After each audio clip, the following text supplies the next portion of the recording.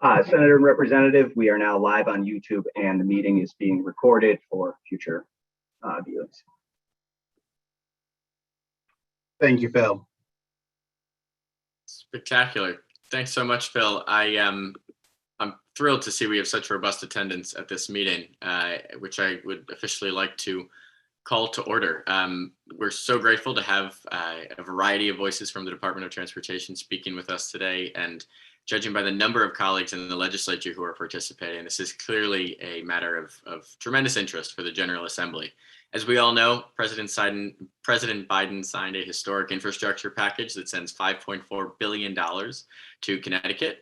That's a colossal investment, and serious money requires serious oversight. So as a transportation committee, we intend to make sure that these dollars are spent responsibly, transparently, and of course in keeping with the values of Connecticut residents.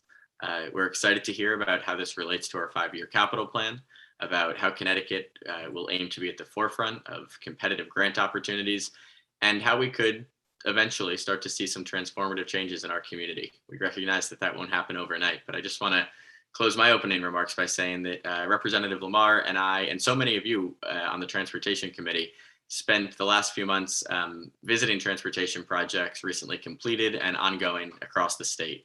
We walked over the Argoni Bridge, the Saga Bridge, the Charter Oak Bridge, the Rochambeau Bridge. We got to see so many of the things that the DOT is working on, and the most valuable takeaway, frankly, has been getting to put names and faces to the numbers and to the data that comes across our desks in this committee.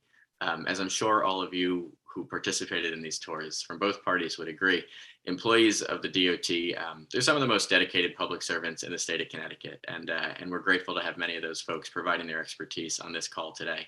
So I'll stop talking and I'll hand it over to the DOT, and Commissioner, I think we'll be starting with you. Looking forward to hearing what you have to say, and then turn into member questions. Thank you. Am I off mute? Yep. Can you hear me okay? Beautiful. So first off, yeah, thank you for, even the acknowledgement of going out there, whether or not you were learning about the drones on the bridges or riding with the people in the snow plows. It meant an awful lot to the men and women that work here. And, to the members of the Transportation, Finance, and Appropriations Committee, I appreciate this opportunity to speak, answer questions about the new federal infrastructure bill, or if we call it EJA, the Infrastructure Investment and Jobs Act, and our capital plan in today's forum.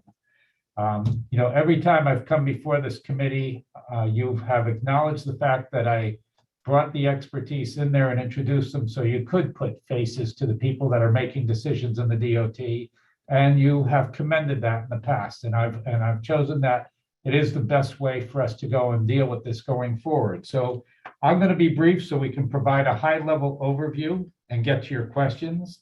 Before I start, I want to thank and introduce my 2 deputy commissioners, Mark Rolfe and Garrett Ucalito, in addition to Ann Kleza in government relations, and the members of my leadership team that have joined us today. And I want to take a moment to also thank the men and women in our highway maintenance. It has been a heck of a week, okay? Going through last weekend with the storms that were there, trying to prepare for the potential ice storms this morning, getting salt on the roads so that everybody could travel today. Add to that the fact that we were down so many personnel in terms of the retirements, but also when the storms began last weekend, we had over 200 people out with COVID. By the second storm, and within days of the first storm, everybody who could get back in 5 days came back because of the dedication that's there. So we dropped from 200 out to 19 being out because they come in and they work and they are dedicated. And there's not enough I can say about the dedication of the men and women at the DOT. So now switching gears from the maintenance side, it's not every day that I get to deliver good news, but the bipartisan infrastructure law is really historic. And in fact, when I sat down with the Washington infrastructure czar on it, he turned around and said, there's not many people in the room. None of you would have remembered what happened in the Eisenhower administration. Then he looked up and said, with the exception of maybe you, Commissioner. And it was true. I do recall what happened. I was young, but I do recall what happened with the Eisenhower administration and what went on. And it's the most that we've seen in decades coming forth. And to be honest, it is great news that the federal government is stepping up to do this.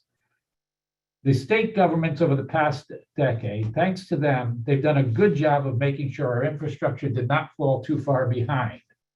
Because of you and the leadership of your committees, the DOT could do the important work like improving bridge conditions. And now with these federal programs and dollars behind it, we can continue to move the needle and in fact accelerate the projects that we're working on. So yes, I want to thank our congressional delegation for their unwavering support for delivering the federal infrastructure bill. But I also want to thank you, our state leaders, that have always prioritized the infrastructure in this state. I'm going to wrap this up by saying this. The federal infrastructure bill will unlock new dollars and new programs that will allow the Connecticut DOT to focus on the impact of our work. It will ensure that we put equity and sustainability front and center, and simply put, rebuild the state's transportation infrastructure, transforming Connecticut for this generation and the next. The pressure is on. You can be assured that we're not going to build to just replace. We're going to build to make it better, okay, and look forward towards the future. And with that, I'm going to first turn it over to Garrett, because I want Garrett to start in on what's going on with Washington and some of the other issues related to transit. Thank you, Commissioner. My name is Garrett Euclito. I'm the Deputy Commissioner here at the DOT.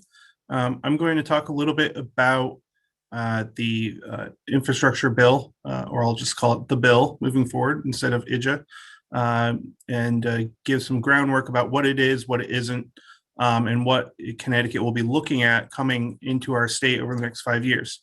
So if you go to the next slide, Diana. So a brief overview. On the left-hand side, you see the two colored bars, which make up the totality of the infrastructure bill. What Congress did when they crafted the infrastructure bill was that they took an existing federal transportation program, and I will just add, yes, we will make sure that everyone has a copy of the slide deck as well. We'll share that. So we have a pre-authorized transportation program. And what we mean by that is for over 30 years, probably over 40 years, Congress has traditionally passed bills to reauthorize the surface transportation programs that support our state and all the states in the nation and our transportation programs. They have a lot of fun names: SafetyLoo, ICE-T, MAP 21, FAST Act, and generally they've been 5-year authorizations of programs. And then Congress, as with all of you in your roles as state legislators, will have annual budget and appropriations bills where they'll fund those authorized programs. So when the FAST Act expired, Congress was working to do a new surface transportation reauthorization bill, which was the Infrastructure Investment and Jobs Act. To pass the infrastructure bill that President Biden was hoping to pass, what they did is they took that base program, the existing programs that the DOT, Condot, operates and has operated for decades now, and they built on top of it a new portion of funding, which is that $550 billion. That portion, that new funding, was broken down into various different programs. The largest portion was transportation, a total of $270 billion. And that was a mix of new formula programs, increased funding for existing formula programs, as well as a large amount of competitive grants, totaling over $100 billion in competitive grants that every state and city and county governments will be eligible to compete for. So what I'm trying to do is just lay the groundwork for explaining what this bill is, where they took our base programs and they basically pumped them up, increased the funding for our base programs that we've been delivering for over 30 years, and put more money into those programs, as well as created new programs. So Diane, if you go to the next slide, I'll talk a little bit about what that means for us. So I mentioned the $100 billion in competitive grant opportunities through the next 5 fiscal years, federal fiscal years, which run October to the end of September.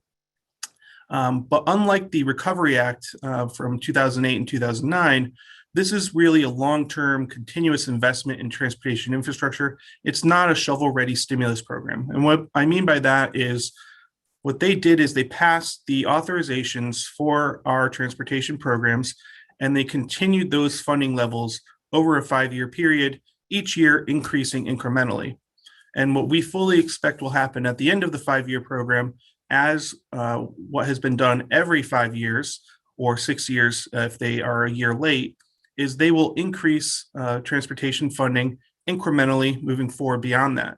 So this is really a new level setting of transportation funding for our state and for the country, because we do not expect Congress to then reduce the amount of funding coming to state and local governments after the end of this 5-year program. They have not done that in the history of the surface transportation programs in our nation. So all told, Connecticut is looking at $5.38 billion in formula funding over a 5-year period. That's a $1.62 billion increase over the FAST Act, which was the previous reauthorization program for transportation programs in our country. Next slide. These charts break it down a little bit further. In yellow are the totals that we saw in federal fiscal year 21, which was the last year of the FAST Act. The top left corner is the Federal Highway Administration, approximately $550 million from the Federal Highway Administration in formula funds came to Connecticut in the last year of the FAST Act. In the Federal Transit Administration, the FTA, we had just over $200 million in formula funding for the state of Connecticut. In the first year of the program under the infrastructure bill, we're looking at a 43% increase on the federal highway formula funds, a 24% increase in the federal transit fund formula funds, combined equaling a 38% increase total for Connecticut in formula funding from U.S. Department of Transportation. Now, I want to qualify this by saying Congress passed the authorization for these programs and authorized these new funding levels for our state and all the states. However, they have not actually appropriated the funding yet. They passed the authorization with the passage of the infrastructure bill. They reauthorized the existence of these programs and the existence of new programs, but they passed a continuing resolution to continue funding levels at the federal level at the previous year's funding level. So they have not actually increased funding in any of these programs yet. If you go to the next slide. So I mentioned that existing formula programs received a plus up in funding. They created new federal formula programs that will be coming to the state of Connecticut and every state in the nation. And this chart shows the 4 new formula programs that Connecticut will be receiving funding for, and we know the dollar amounts that we will be receiving. The first one is called the Bridge Program. And surprisingly, this is the first time ever there is a dedicated bridge program a dedicated bridge formula program in federal infrastructure law. Prior to this, it was just lumped in with national highway system programs, road programs, but this is the first time there's a program dedicated solely to bridges as a formula program. And Connecticut will receive $561 million over a 5-year period, focused just on our bridges, really aimed at repairing and rehabilitating and replacing our existing bridges and bring them into a state of good repair. This does have a specific set-aside portion where 15% of the funds have to go to bridges that are not considered on the national highway system, or they're smaller local bridges, most likely, and that is in the requirements. This one formula program, the federal government has issued guidance to us on how to administer this and what types of bridges are eligible or are not eligible. They did release the first portion of funding for this. So we are proceeding with looking at the guidelines and what projects will fit and what projects will not. But it is great news that this program is advancing to address bridges all across the country. The second one below is a new EV charging formula funding program. This one, Connecticut will be receiving $52.5 million over a 5-year period. And this is through the Federal Highway Administration. So what they're doing is they're focusing this money on what are deemed alternative fuel corridors. And those are federally designated corridors where they want to ensure that there is alternative fuel connectivity where a driver can feel comfortable traveling on those corridors and not run out of juice or gas or propane or natural gas, whatever fuel they might use. We have not received guidance on this program yet. We're awaiting that. And it should be by May, we believe we'll get the guidance, but we've started the planning efforts to look at where there are gaps in our state.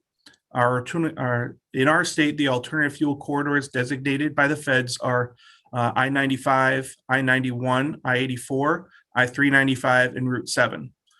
So that is where the feds are currently focused. And it does have a buffer of a few miles on either side of that highway that they consider in the catchment area. The third one, new formula program created by the infrastructure bill, is called carbon reduction. We don't have any guidance yet on what really will qualify under this program, but it does require us to develop a carbon reduction strategy. And it does have pretty broad eligibility from our reading of it, but we need to wait on guidance. Since transportation emissions are the largest source of greenhouse gas emissions in our state, 38% of GHGs are caused by transportation. This is welcome news for us, 79 million over 5 years.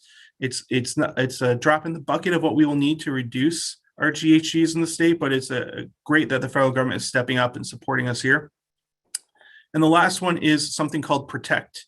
And this is an acronym focused on resilience of our transportation infrastructure, both to make it more resilient to weather and natural disasters and allow us to rapidly recover from any incidents. And that's $90 million over 5 years.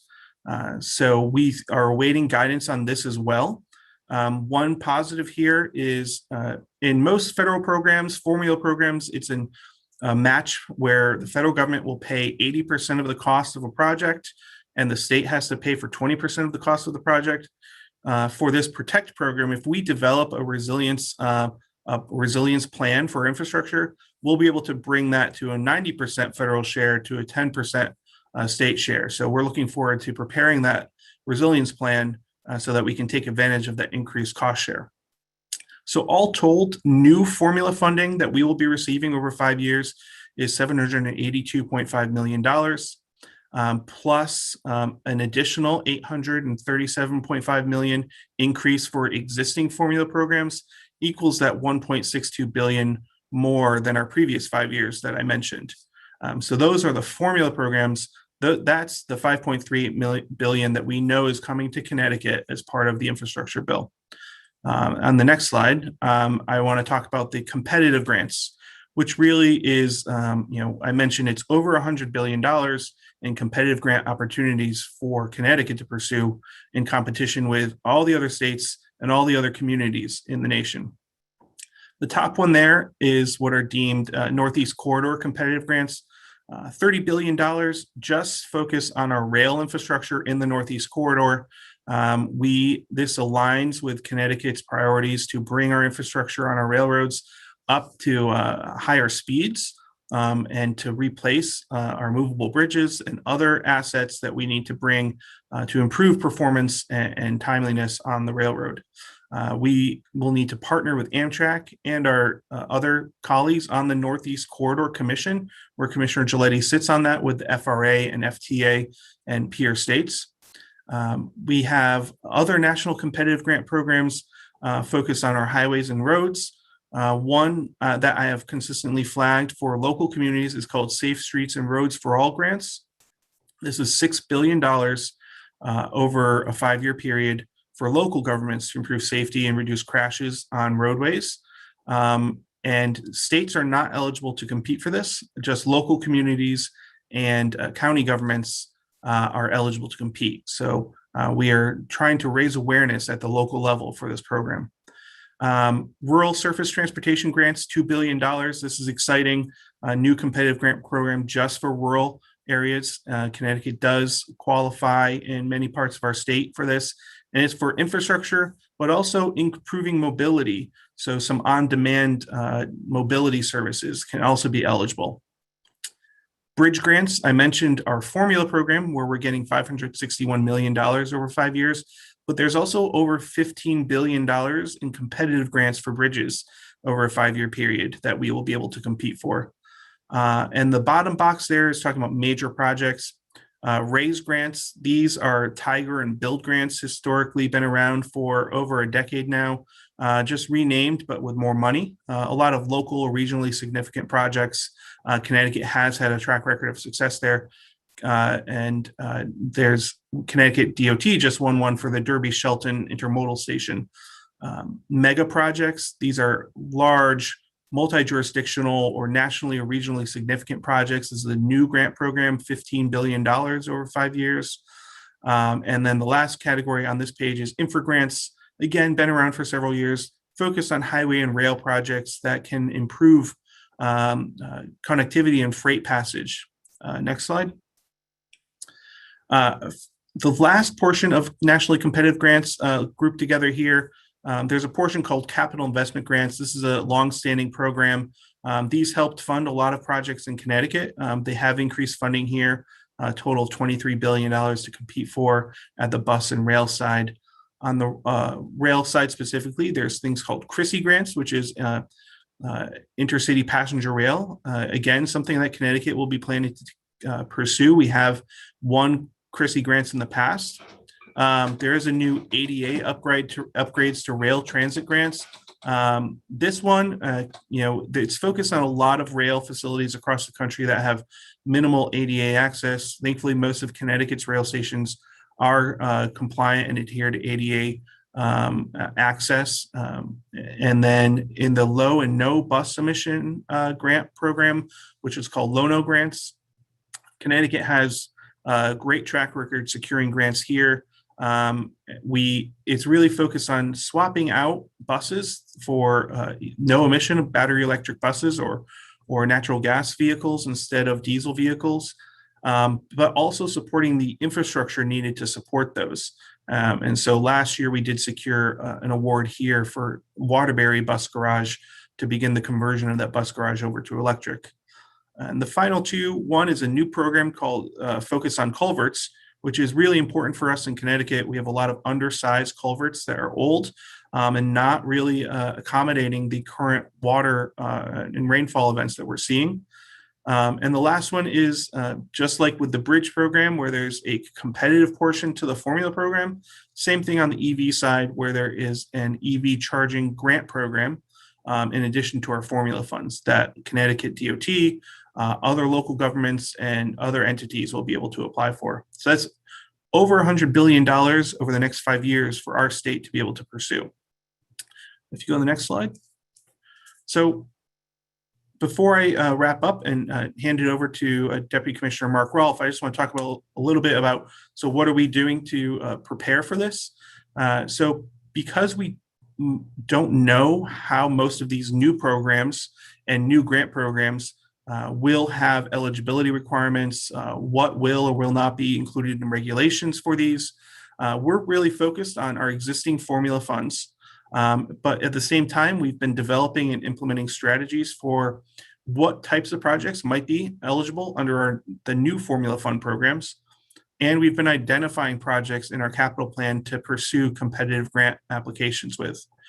We've started recruitment for 206 additional positions. We've started backfilling pending retirements. So if someone has told us they're retiring April 1st, we're going out and started recruitment for that position already, hopefully to allow some knowledge transfer and get them in the door before that retirement occurs. We've established a new grants and socioeconomics unit with staff dedicated to doing the analysis necessary to support our grant applications. Currently, all of our team comes together for our grant applications, but with $100 billion to compete for over the next 5 years, we need staff whose sole job is focus on those grant applications. And lastly, we've launched a new sustainability and resilience unit. It's a lean team. We're going to have up to 5 people in that unit, and they're going to be focused on aligning our internal policies with the USDOT's goals, but also with the goals identified by the Connecticut General Assembly and Governor Lamont, and doing the catalog of projects that we need to do, identifying where are those culverts we need to replace, How can we execute a full electrification of our bus fleet? Those types of things that we really need to focus on over the next decade. So I think with that, I'll turn it over to Deputy Commissioner Mark Rolfe to talk about how this then parlays into our capital program.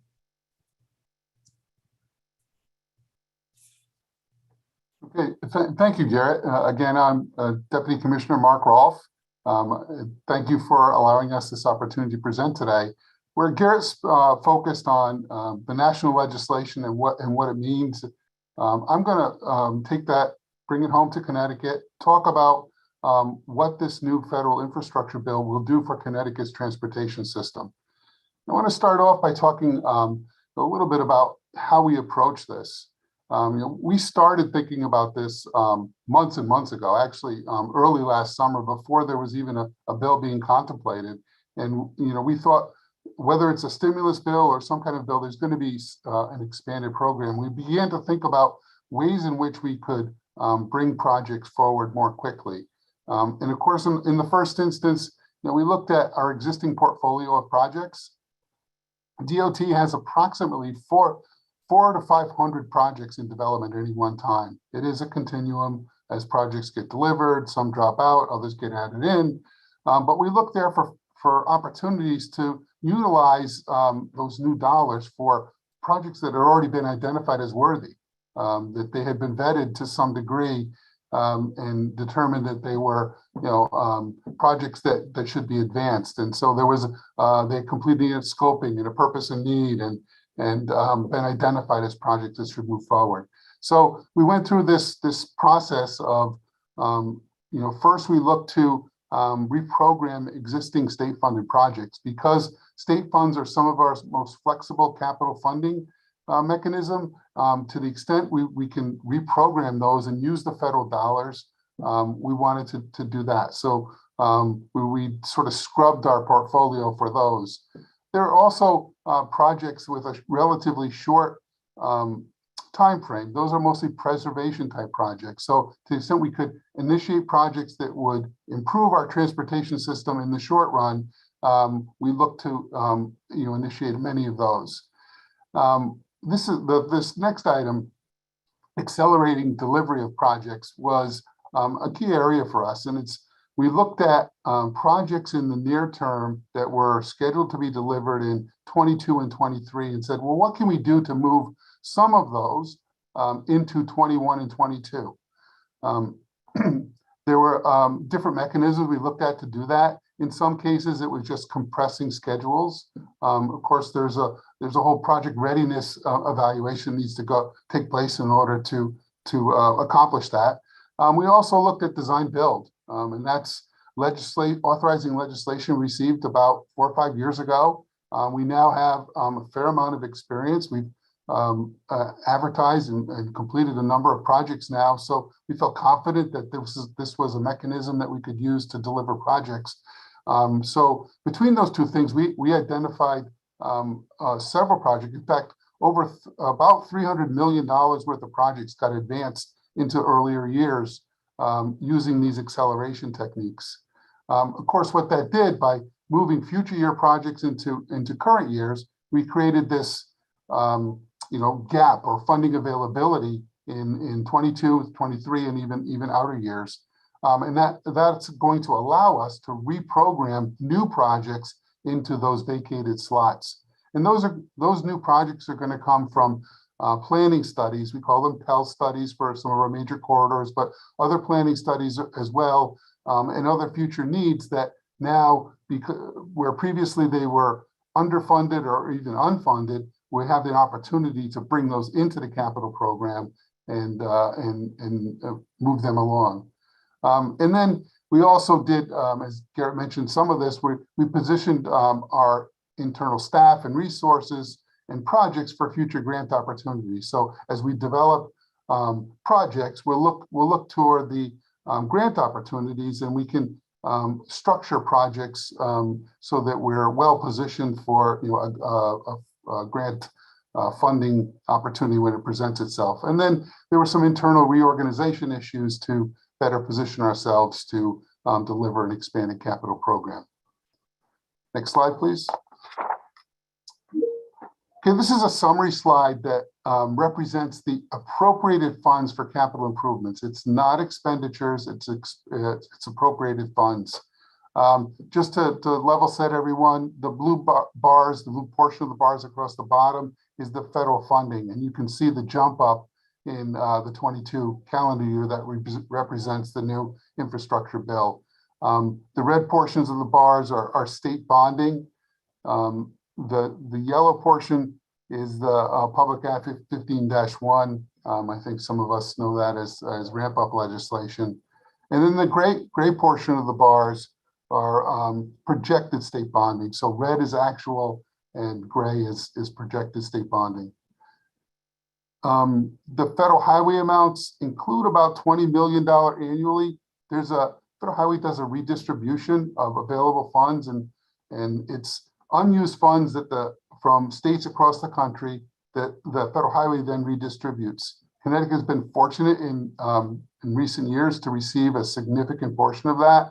So we've budgeted or planned for about 20 million. Last year, I think we received $55 million. The other thing I wanted to point out on the federal bars, FTA and FRA are a big portion of our federal money.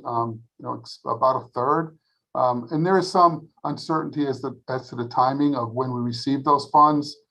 Grant awards and the year of funding are off. There's often a separation there. So there is a little bit of art to it. It's not exactly just a budgeting exercise. Next slide, please.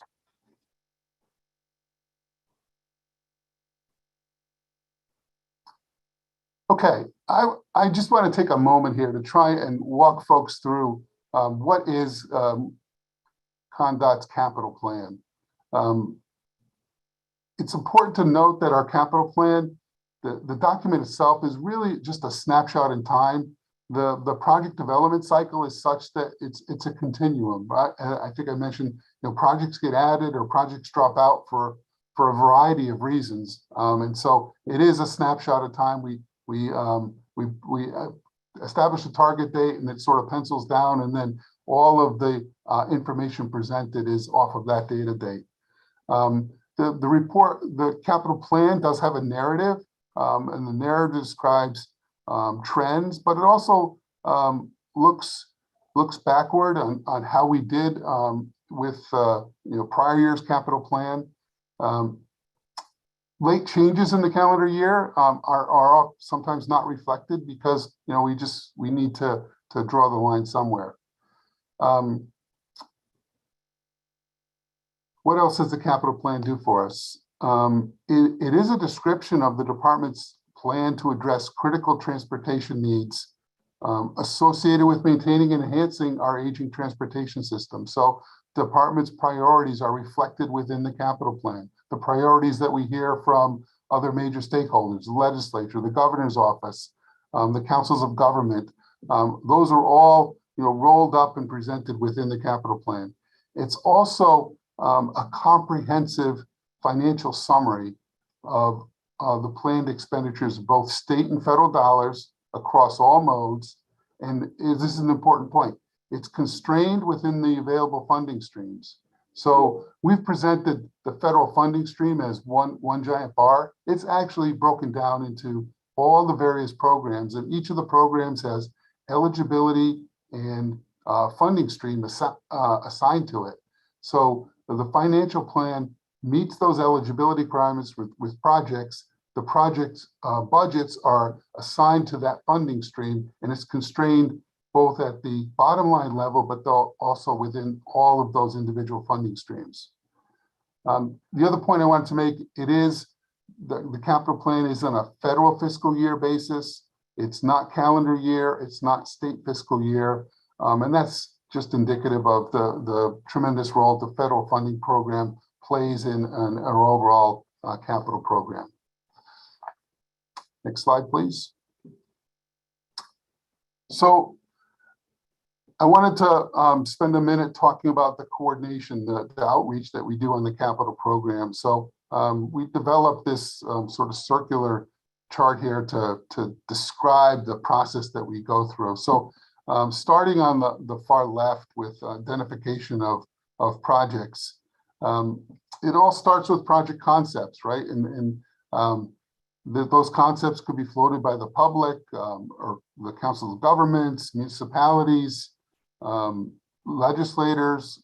We do lots of planning studies, and study outcomes are a major source of how project concepts get identified. And then often it'll come from our in-house staff. So we pride ourselves in being more and more data driven every day. So we have safety analysis tools and crash databases now that point us toward, hey, here's a problem area, something that needs attention. These concepts are studied and investigated to define project scopes, to determine costs and benefits. If a project is deemed acceptable, it is matched to the various state and federal program categories to see whether it is or not eligible for funding. Assuming it is an eligible project, the DOT staff will solicit internal and external feedback on the proposed project. We'll solidify the scope of the project, we'll estimate costs, those benefits, we'll look at risk factors. And then if it meets all of those criteria, a proposed schedule will be developed and a project will be initiated. If it's to be included in the federal program, then it has to go into the tip and stip process at the Mpos and the state level respectively. And once it's in the program, then our team will include the project in the federal program, and our federal partners will begin tracking it too. And then finally, that's when we start the project development. So we take a project concept, we develop it to a preliminary design, and then ultimately a final design and delivery for construction. A project that's not eligible for federal funds or there's insufficient federal funds, it could be 100% state funded. That would skip the last two steps, but generally follows the same outreach and feedback process.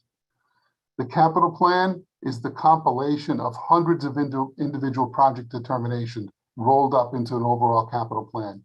As I mentioned a little while ago, we have roughly 400 projects in some phase of project development. Next slide, please.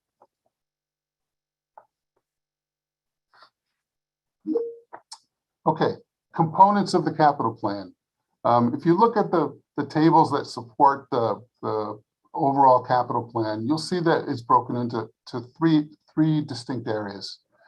First, the program component are those projects that are actively being worked on. They're being advanced through the design projects. They've met eligibility criteria, and all project phases are funded. So from project inception, planning, through design, rights of way, utilities, and through construction, all phases are funded. But that means that the project is going to happen. We have a second category, we call it over-programmed.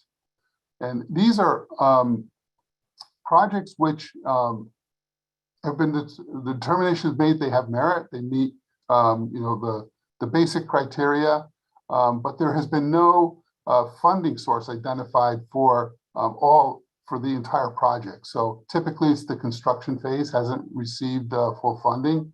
And we call this over program. So it's projects where they're advancing through design development. And when funding is identified for the construction phase, it will move into the program category. This is sort of our overflow or relief valve. So when program projects drop out, when new funding streams are identified, when grant opportunities present themselves sometimes that fund projects and now there's money available, we look to this over program category. And we did a great deal of that earlier this year as we strategized around how we were going to meet this increased federal program. And then finally, we have future needs. And this is initiatives, perhaps early planning or projects and programs that are offered by representatives or members of the public. Why aren't you looking at this? And if there's it meets certain threshold of, yeah, hey, maybe this deserves a look, it'll end up in this future needs category. And that's something it's not funded, but it's something we want to consider for a future project. Next slide. Okay, wanted to talk about what we've done to prepare this year's capital plan. As I mentioned, we began our preparations for this many months ago, and as we waited for the federal bill to pass, ultimately it did not pass until November of this year, which put us a little bit off cycle in terms of publishing our capital plan, and it left little time to collaborate with our stakeholders, the councils of government, the municipalities, and others before we typically look to publish a new capital plan around the first of the year. So there was little time left to do that after passage. It was further complicated, as Garrett talked about. Many of the new programs and almost all of the grant opportunities lack guidance. We don't know exactly what they're going to look like. So we made the decision about a month ago that the current capital plan, we're preparing it now. Actually, we just published it today. It's posted on our website.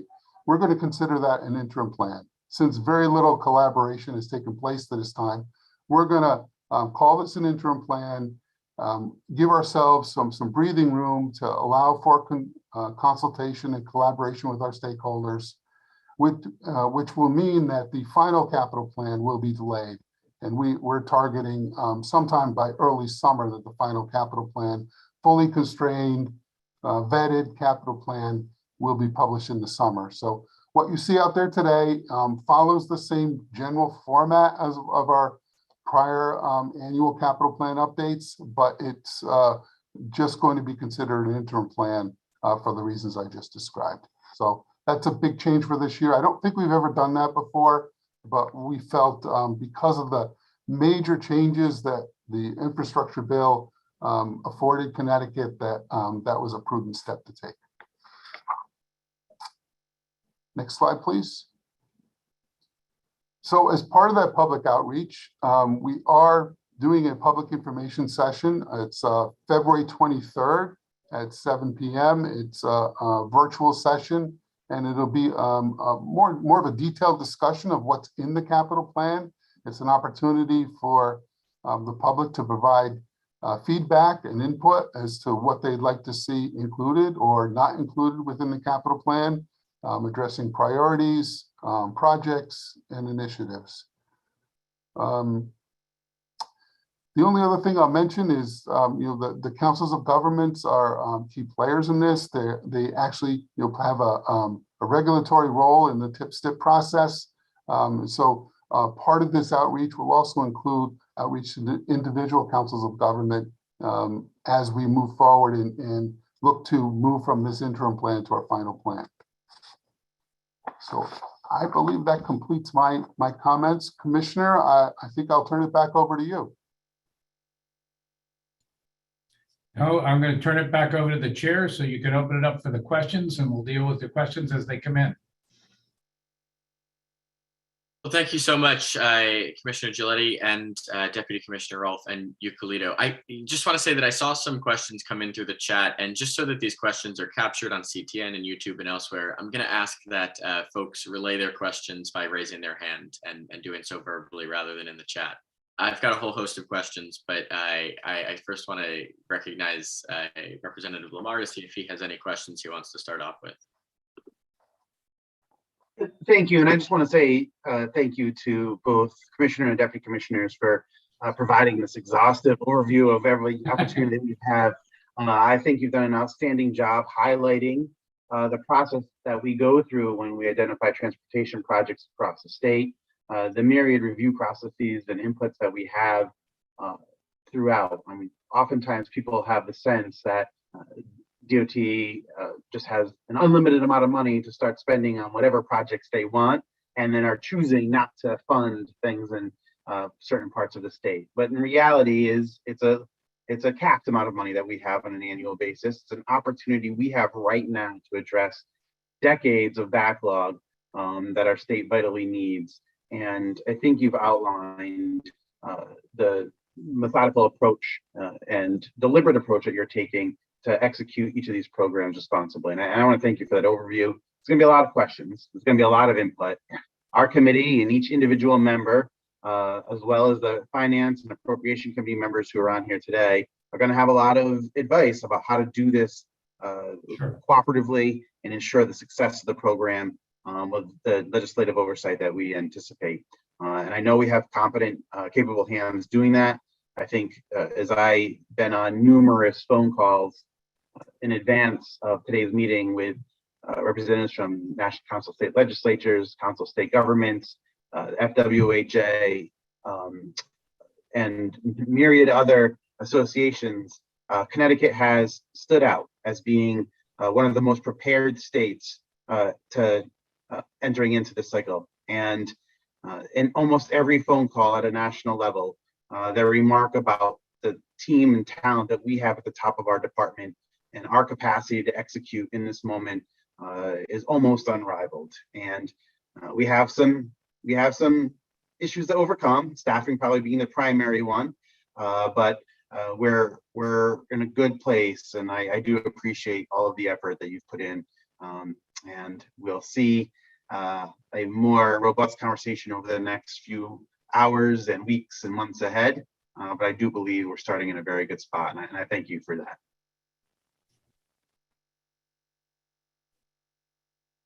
Thanks, Representative Lamar. I will turn it over now to the esteemed ranking member of the Finance Committee, Representative Cheeseman. Thank you very much, Senator Haskell. I have two questions, and I'll put my hand down so I don't stay. First, looking at the $9 billion that includes the safe streets and roads, I believe it was mentioned that this is open to local communities and county governments. Would our COGS be recognized as county government equivalents in this case? I'm going to ask Garrett. Garrett, will you weigh in on this? Because, you know, we have recently met with the COGS, but can you turn around and answer the representative's question? So yeah, the Safe Streets and Roads for All. I don't know where the Census Bureau's regulatory process is with having our COGS be considered county equivalents. If that's completed, then they may be eligible for that. That's something we can check with OPM and get you a better answer on where that regulatory process is. But MPOs in general, which metropolitan planning organizations, which are interchangeable with COGS here in Connecticut, are eligible entities for most, if not all, planning function funding at the federal level. And they actually have received grants in the past from the federal government. So they have not received construction grants in the past just because our COGS have not been structured that way. But if the Census Bureau rulemaking has concluded deeming them county equivalents, then they may be, but we'll get you a better answer from OPM. That would be great. Coming from my part of the state, we don't have, major metropolitan areas. I represent smaller towns, so having the COGS have that availability, and I presume a local community can apply on its own. Am I correct? Yes, and actually, so the good thing is that you can have partners apply with you. So multiple municipalities can apply together. A municipality can apply in partnership with their Council of Government or MPO. And so that is going to be something that we've been talking to local governments about is they need to start thinking now about which projects they want to apply for, start talking to their COG. There are experts at the COGS on transportation issues. Talk to us as well. And we can all collaborate together at the local, regional, and state level to make sure that they're best suited to apply for these grants. Okay, and I'll be rude. Two more quick questions. One, how are you spreading the word to the local, the local towns, et cetera, about this availability? And my final question on this is, in the low, no emissions bus, is this fuel agnostic? I know many states have seen issues with electrification of the bus systems. If you have a lot of cold weather, lots of hills, that can present an issue. So I'm just curious as to whether hydrogen and fuel cells and other alternative fuels would be considered in that. Yep, Commissioner, I can take both of those too. Go ahead, Garrett. Spreading the word, we have done some webinars recently. I just did one for cost on project development. I will be speaking next week at COST's annual meeting with all elected officials who are members of COST. Similarly, I'll be speaking at CCM's legislative meeting next week as well. And we're talking to both CCM and COST staff to make sure that they're aware. And the COGS, we've met with the COGS several times to make sure that they're telling their board members about all these opportunities. And I know Mitch Landrieu, who is the infrastructure czar down in DC, he's met with the U.S. Council of Mayors and other organizations to spread awareness about all the opportunities too. Okay, and with regard to being Low-no. agnostic about Yep. fuel, alternative fuels. Yes, so low-no grants are fuel agnostic. It can be used for anything that is a lower emissions portfolio than the current blend of diesel. So propane, you've seen CNG, propane, as well as hydrogen fuel cells and battery electric. Okay, thank you so much. Thank you, Chair.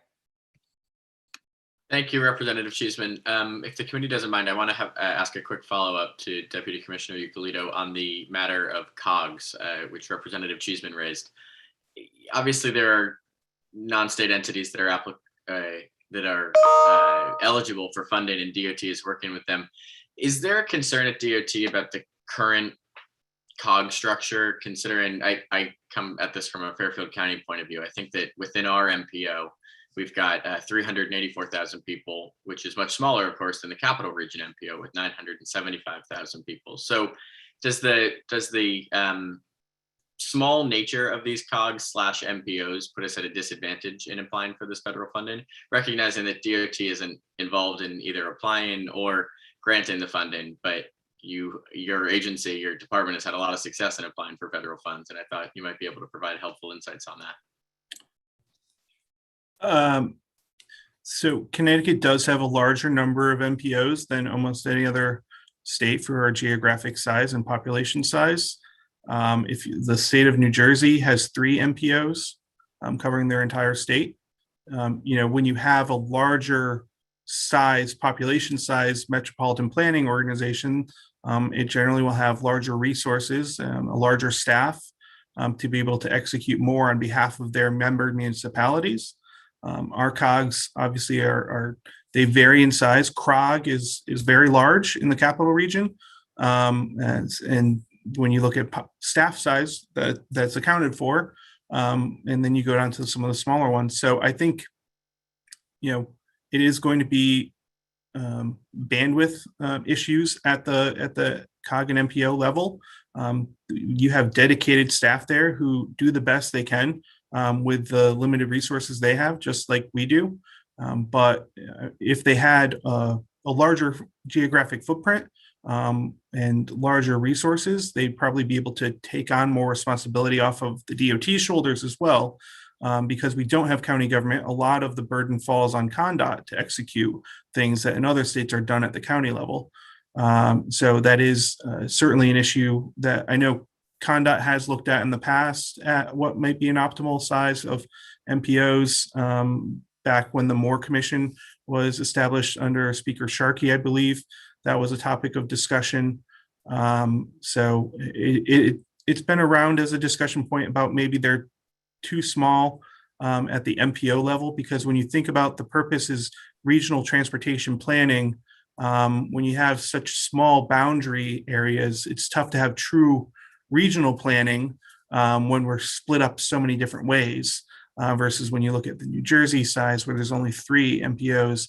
New York, all of Long Island, New York City, Westchester are all one MPO. That's all one planning organization.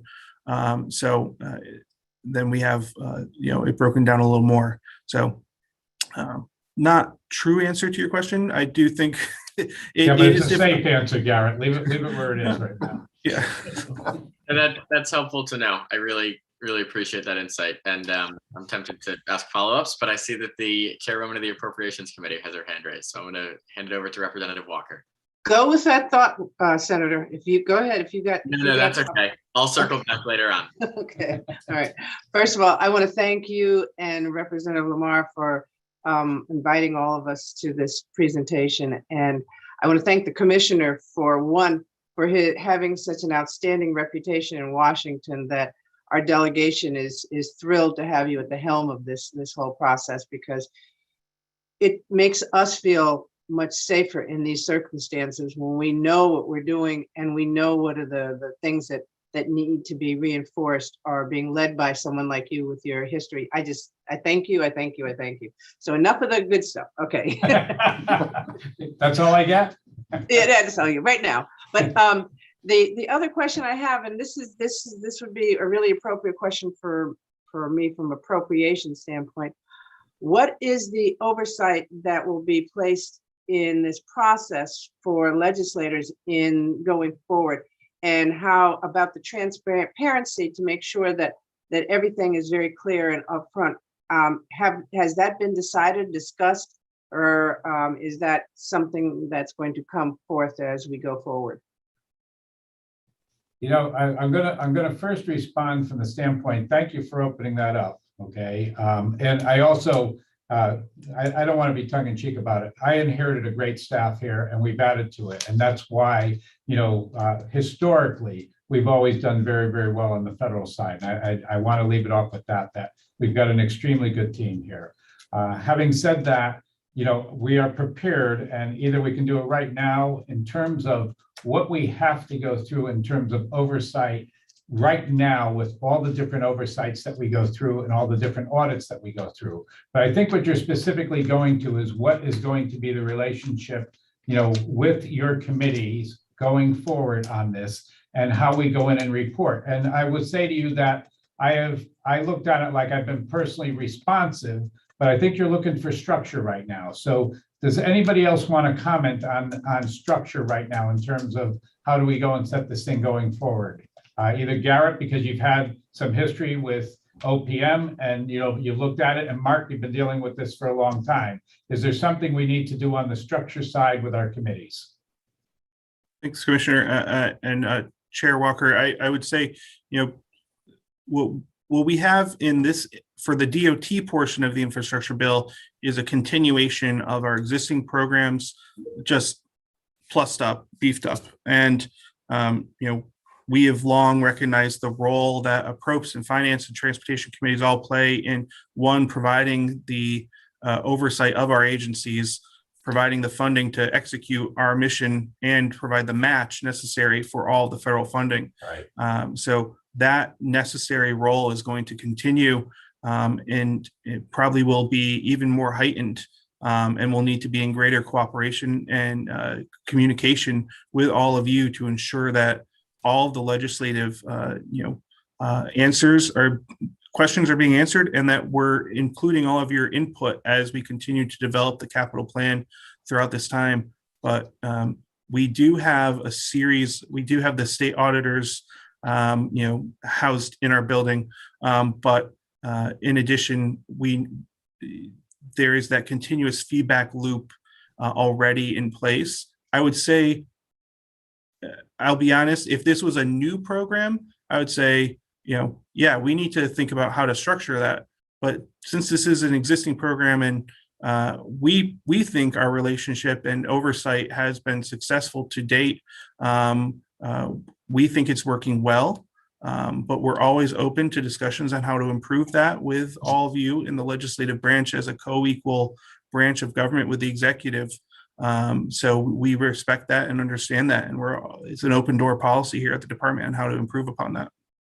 Well, I thank you for that answer. I think that this is a amount of money and a direction that we haven't gone in years, and this is something that many of us have all said needed desperately, and we have had a hard time getting to this point to have this type of resource.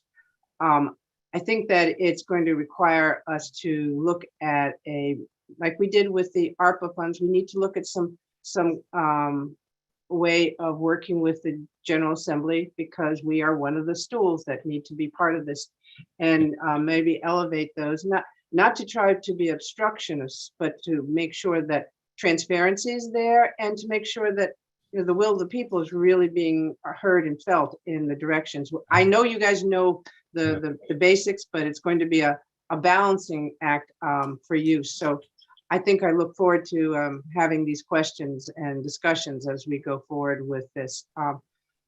My other question is, I saw in one of the slides that the amount did not include the matching funds.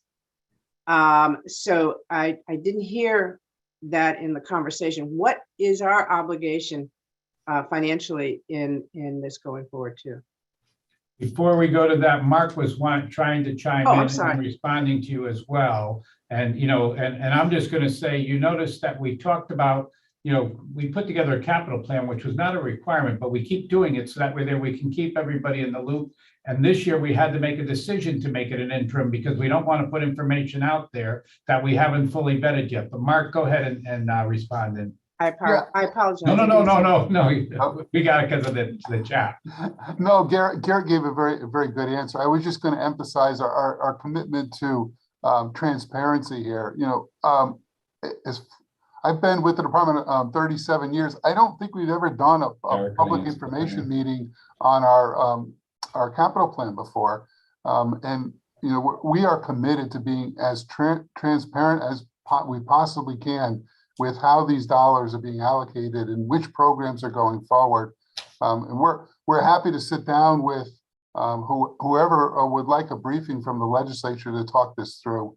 I know internally we've talked a little bit about some dashboarding around the federal program. We haven't gotten there yet because we're still trying to absorb everything that is included within it. But our commitment to being open and transparent is ongoing, and we're going to take put as much effort into that as we need to.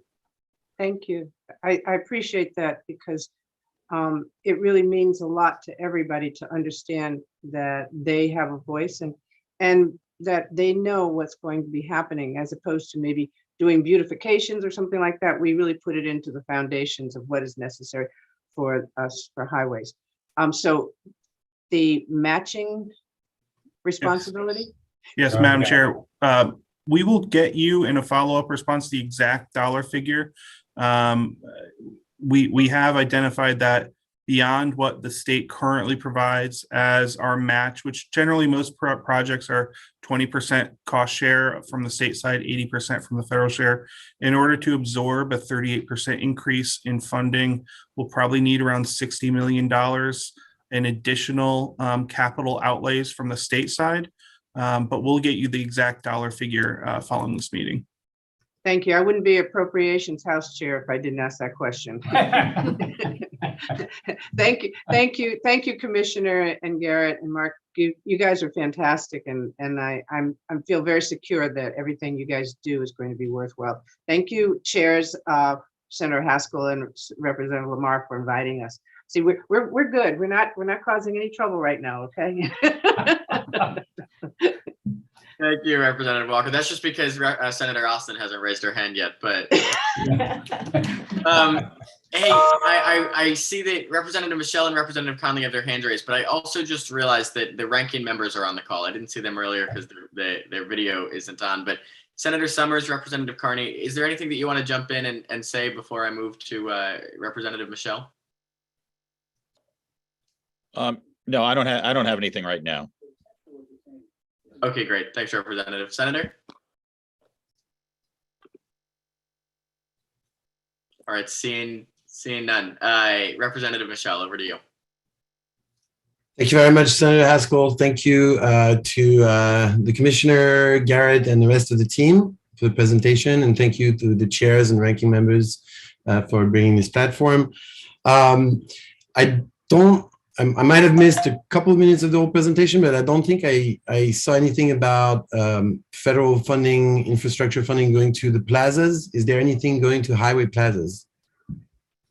And then I'll have maybe a follow-up question on that. Representative Michelle, are you referring to the service plazas on our highways? The highway service plazas, yeah. So there's no funding specifically dedicated towards those. However, they are eligible for placement of electric vehicle charging stations through the EV charging formula program. That would be an eligible location, as they are on I-95. Those are eligible locations considered alternative fuel corridors, as well as on I-395. Okay, and I'm constantly dealing with this, and so that still raises the question. Some upgrades there, the plazas are great for the businesses, and also that are there the subcontractors. So, what steps are you taking to ensure that the subcontractors operating under a contract with the state of Connecticut on state property at the service plaza are following state law and paying their workers the standard wage? So we do not have a contractual relationship with any of those tenants. The state of Connecticut leases the service plazas to Project Service LLC. They enter into contracts with those tenants who are providing food services or concessions on site. So we have no in connection with those subtenants whatsoever. Anything dealing with labor laws is the cognizance of the State Department of Labor, not Condot. All right, thank you. Thank you. That's it for now. Thank you. Thank you very much. Thank you, Representative Michelle. Representative Conley. Thank you. I appreciate this event being hosted. And I had a couple issues I just wanted to ask questions or share on. First, as you know, I represent Groton, and the Gold Star Bridge that is right next to us is in need of some repair. So I'm asking that this be a high priority to use this money and other state money so that we can make the necessary upgrades to the largest bridge over the I-95 corridor and to get that bridge up to a better shape. So, I'm going to take through the chair, okay, to answer? Please do, Commissioner. Thank you. Okay. All right. First off, before Mark even jumps on it, you should know that we've gotten this broken up into several projects going forward. It is front and center. We are well aware of what needs to happen there, and there's been an awful lot of input and discussion at the federal level as well. Mark, do you want to give just a quick synopsis on how we've broken it up? Yeah, so just a comment on the representative. The Gold Star Bridge is the largest bridge in our entire inventory, not just on 95. So obviously a very important bridge for us to focus on. A couple of years ago, we did rehabilitate the southbound structure. The northbound structure is the older of the two. And there are 3 phases to the rehabilitation of that structure. The first of those phases has already been out to bid. We expect construction to start there this spring. That will rehabilitate the river spans, the structural steel on the river spans, and that'll be a couple of year project. The next project that will be let, and that's a project in design right now, is the rehabilitation of the structural steel on the approach span. So the landward side of the Gold Star Bridge, which are very long. It's a massive bridge. And then the final piece to that, once the structure itself is strengthened, is we'll replace the concrete bridge deck on top of it. So folks, there's a lot of work that's going to go on there. No, there really won't be any significant impact to traffic until we do the third and final phase when we replace the concrete bridge deck. And that's still several years away. But work is going to start this year. And there's a lot of attention on this bridge because of the fact that when we did the other side, we were able to raise the load rating. And that's part of what we've been asked to look into, even as we experience what had happened through the pandemic when you're trying to get trucks through and the detours that you have to go through because of not being able to go and handle it. So we are well aware of what we have to do there, and we're trying to move that along. So thank you for your question. Thank you. My second question had to do with, we do have a study going right now through the DOT about expanding trains and other transportation projects in Connecticut. And can any of this money be used to help those future projects, or is that on the horizon? So I'll take the first shot at this, and either Garrett or Rich Andreski can turn around again through the chair. Yes, we are, when you saw that slide that talked about what can happen on the Northeast corridor alone, All right. We have a tremendous opportunity with funding that's already in place there. There's also going to be an awful lot of funding that's going to be put in place for public transportation. And, we happen to have the chair of APPROPS sitting in New Haven. We have the infrastructure chair sitting up in Springfield. So, we're looking at a number of changes that we'd like to be able to announce in the near future about what we're going to be able to do on both the shoreline and the Hartford line. And we have some aggressive plans going beyond that. Do you need more on that right now? Because I'm putting some people on the spot if you want to get some more, but what I would rather say to you is be happy to sit down with you. Garrett's raising his hand. Go ahead, Garrett. Commissioner, I can jump in. So on the Eastern Connecticut study, we won't be able to pursue funding for any of those projects in the next year. The funding will have to be completed and identify what's possible.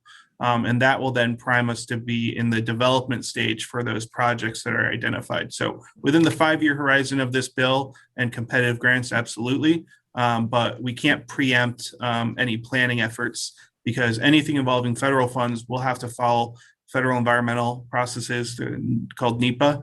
And if you try to short circuit and go in front of planning, then you just become ineligible for those federal funds. So.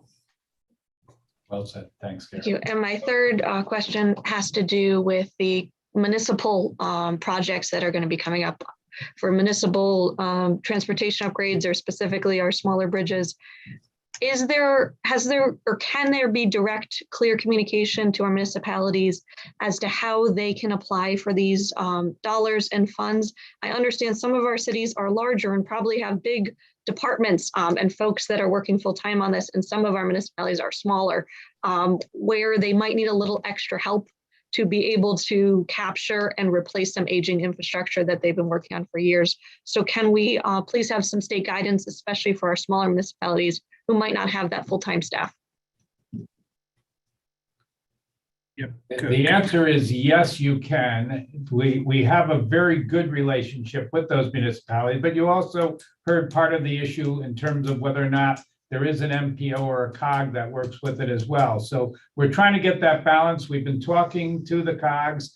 The federal government is well aware of it, and so is the infrastructure czar in Washington, who's turned around and said that, a lot of this has to be done by DOTs, because even though he's a mayor, he understands that a lot of towns and cities don't have the ability to take this on. And that's why there's been, I would call it, a very good relationship between our DOTs and those towns and cities. So it's part of what we have to go through. I will say to you, I'm committing to you that there is going to be more of a reach out. We have to figure this out going forward as we see what becomes available and how to go after it. Mark, did you want to make any comment on it? No, Commissioner, I think you said it all. It's Okay. a well-recognized issue and something we're going to be working on. We do have a state local bridge program, which is very similar to what the federal program may look like, and probably will look to expand the role of that program and that staff in our outreach to the towns. Commissioner and Representative Conley, I'll add that I know our congressional delegation, some of them have prepared packets of information already for municipal officials, and others are doing that to give a detailed breakdown of every single grant opportunity that they should be preparing for, and have shared that with some of their municipal leaders. So we'll make sure to flag this question for our delegation as well. Thank you. Thank you, Representative Conley. I'm going to go to the Ranking Member Carney, followed by Representative McCarthy-Vahey. You can go to Representative McCarthy-Vahey first. She had her hand up. It's okay. Representative McCarthy-Vahey. Rep. Carney, I had texted the good chair to defer to the ranking member, so I appreciate your red today too. It's Go Red for Women Day, Heart Disease Awareness. Just a little commercial. Thank you to our chairs and to our DOT for this presentation. It's incredibly exciting to hear about the possibilities. And I just want to acknowledge what Chair Lamar said about the backlog that we have to cover for what we have not been able to fund previously in our state. So this is exciting. I also want to just touch on the conversation earlier with Chair Haskell related to our COGS. And as the Planning and Development Chair, I certainly have had the pleasure and privilege of working with our COGS over the years. And I do think that in Connecticut, we are at an extreme disadvantage given the fragmented and much smaller nature of our COGS. And I think actually Representative Cheeseman was talking about, how we support them earlier. And so one of my questions is, and I would submit that we should be working together more when it comes to our MPOs. And that's, I know, another conversation for another day and another committee and a different group of people. But the question that I have related to COGS, and then a follow-up, somewhat similar to what Rep. Conley said about municipalities. Given the fact that we are 169 separate communities, and that these grants are available to municipalities, the town of Fairfield at just over 60,000 will be competing alongside, the city of Philadelphia, for example, outside of where I grew up. That's not a fair fight. So what can our COGS combine together to apply for some of these funds, or can municipalities work together to apply for some of these grants, even if it's, for example, say there was a Fairfield Bridgeport project or a Westport Fairfield Bridgeport project, because Westport is in a separate COG than Fairfield and Bridgeport. Would those communities be able to apply together? That's my first question. So Garrett, I think you've already given a precursor, an answer on this, but you want to go ahead and answer? Yes, Commissioner. So Representative McCarthy-Vahey, yes, most grants will allow multiple partners to be in one application. And in some cases, regional applications are likely to score higher in certain rubrics than others. So a follow-up, if I may, and this would be to the Deputy Commissioner Ippolito, you mentioned that you're speaking with costs and CCM. Is that a clear part of the message to them, that even across COG boundaries, for example, that folks can do that together? Is that something being explicitly communicated? Not to reveal my slides for my presentation next week at Costa, but yes, I will be talking about the importance of working cross boundaries. And I think, municipal officials, COGs are just one entity of which they collaborate together, and they'll be needing to think outside those boundaries as well, because as you point out, many of them are on borders with one another and have infrastructure crossing those borders, and they're in a different COG. And then even within one MPO or one COG, which is like West COG, has two different federal MPOs. So you have the Housatonic Valley MPO and the Southwest MPO under the same umbrella of one COG. So we have a lot of different layers in our state, unlike other states. So that cross-boundary cooperation is going to be critical. Thank you. And if I may, Mr. Chair, one more follow-up. And it relates to the cross-boundary or cross-level communication.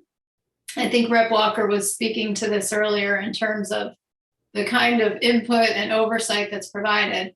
And it strikes me that besides the legislature, we also have, as you mentioned in presentation, or perhaps Deputy Commissioner Rolfe mentioned, that we have the governor's office as well. And I know he has designated someone to be, talking about this. Obviously, Commissioner Giletti, you lead us in these efforts every day, and your experience and expertise of many years is invaluable to us.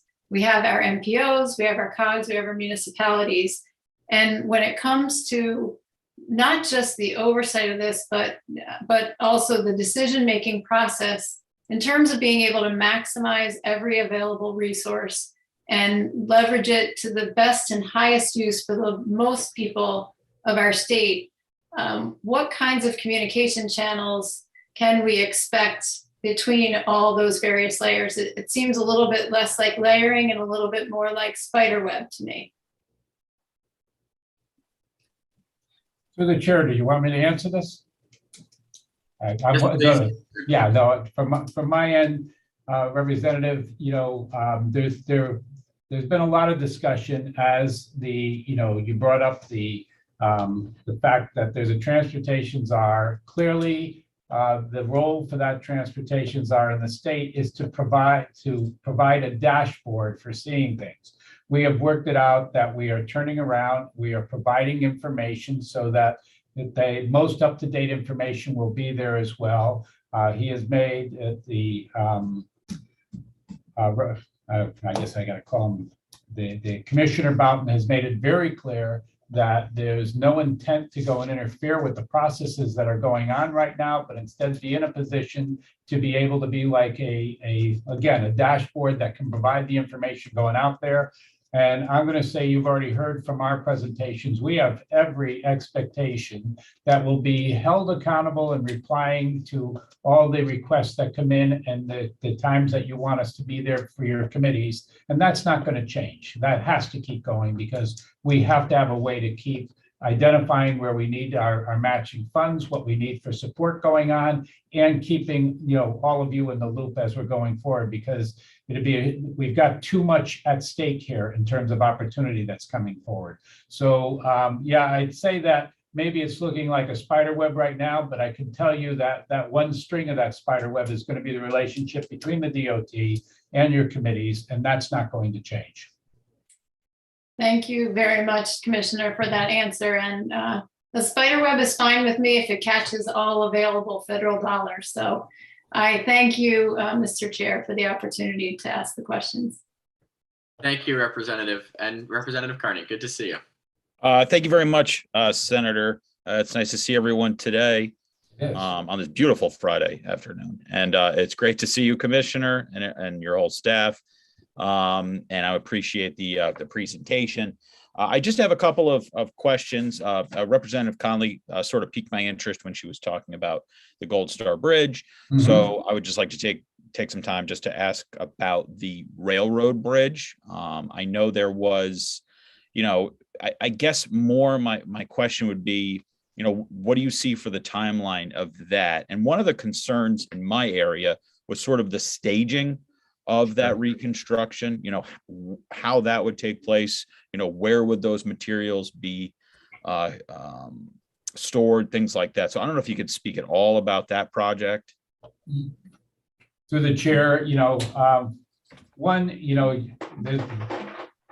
we were successful on the bridge, in terms of, there were two bridges, the Connecticut River Bridge and the Walk River Bridge, that we went with Amtrak. And I've made the point before that Stephen Gardner, who's now both the president and the CEO, is a 20-year friend, and we both applied for going after FRA funds after getting some FDA funds.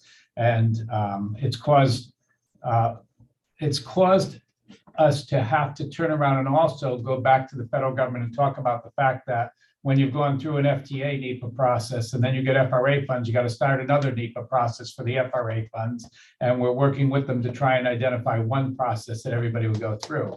Having said that, I don't believe, it's an Amtrak project when it comes to the Connecticut River Bridge. So I'm going to say to you that I would like to be in a position to get you some additional information as we've been sitting down with them, because there's a number of things we want to do, particularly on the shoreline. And right now we have an extremely cooperative relationship that we're hoping to be able to announce some more things very shortly. But, please, if you will, allow me an opportunity to get back to you on that. Okay, yeah, I appreciate that, and definitely Sure. any information you have, keep me in the loop, please. Oh, of course, yes. Thanks. And the other question, and it may have been discussed, I apologize, but I guess regarding staffing. So with all of these potential projects, what is DOT doing to, increase staff, encourage people to come work for the DOT, outsource, et cetera? My first answer is all of the above, okay? Because right now we knew this problem was coming. And you know that I brought it up even when I was in front of your committees last year, that we knew a cliff was coming at us. So let me just say the good part is that there's been a lot of movement to go and grant our requests for the additional staff. But we also went into this, whole pandemic, and we're competing, because now that this money is being broadcast out there, every engineering firm is going after everybody that is coming out of the schools. But we are reaching out to the schools, not only in Connecticut, but we're going cross-border to do reach outs as well. We've also been reaching out within the trade magazines. We recently found out that we went to an AASHTO conference, and out in California, Texas was there signing people up as they came into the meeting if they wanted to have a job at the DOT. So, we are looking and working with both OPM and DAS to accelerate the hiring when we can identify, projects going forward. So, Garrett or Mark, do you want to talk about the fact that, we've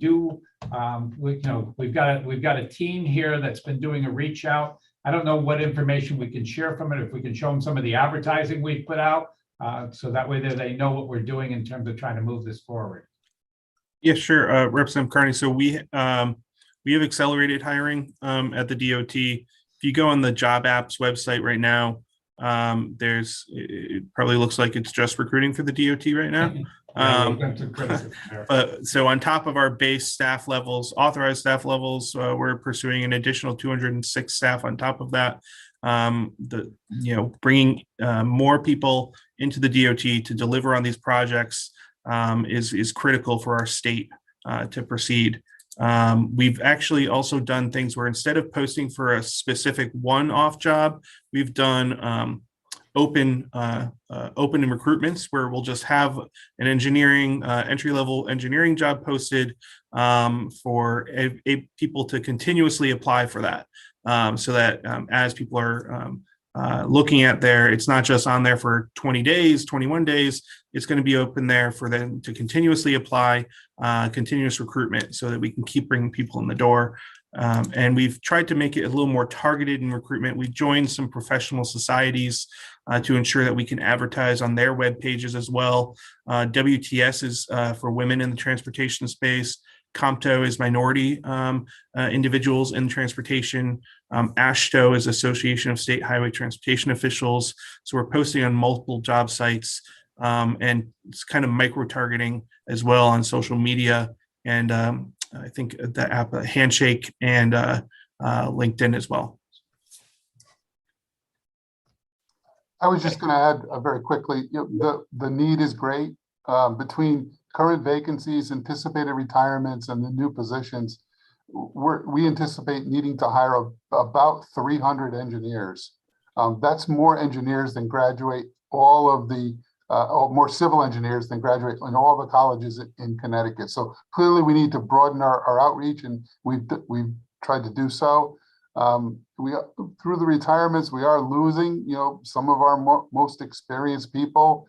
That presents a challenge. So we're looking to, previously we almost exclusively hired at entry level. We now need to hire some mid-career professionals, and there's some challenges around that. So we're looking at the full array of what we can do to bring talented people into the DOT fold. Has there been any, as I said, you need, about 300 civil engineers. Yeah. Has there been any push yet, like say through the state university system? Yes. To encourage people who are considering engineering to consider civil engineering, that there be pretty much a guaranteed job waiting for you? Yeah, I'm sorry, Commissioner, I could take that. Go ahead, yes, go ahead, Mark. I want to jump in. Yeah, go ahead. We've actually met with the folks at UConn. We've talked about internship programs, both specifically with the University of Connecticut, but then also internally about how we can make our internship program more attractive. What we're finding is the marketplace is so competitive now that engineering students in their junior year and maybe even earlier are getting these internships with private firms, and that's their pipeline to hire new graduates. So we need to get in that game too, and we're taking steps to make that happen. Okay. All right. Well, I thank the three of you for those answers, and I certainly look forward to working with you once we start session on Wednesday. So thanks. Thank you, Representative Carney. Senator Austin. So now I'll start trouble. that you told everybody I was going to start, Senator. But no, not really. I do have a couple of questions, Commissioner. First, I want to thank you, like Representative Walker did. We appreciate the value that the Department of Transportation has. We also appreciate the work that you do in your detailed reporting. It's something that the two of us really like. I also think, like her, that we may look at some additional oversights just because it's something that we have a large dollar amount coming in, and I think that that's something that we want to do to provide some additional concerns that some of our colleagues may have and bring to us, but also for constituents to see the work that's being done on multiple platforms. And so I think that that's important. But I want to get into the detail on two different kind of projects or funding streams that you have. So you talked a bit about culverts and bridges. I think it was Garrett that was talking about culverts and bridges. Well, it was Mark. I happen to know that there's many reports that are done by the Department of Transportation having participated in this.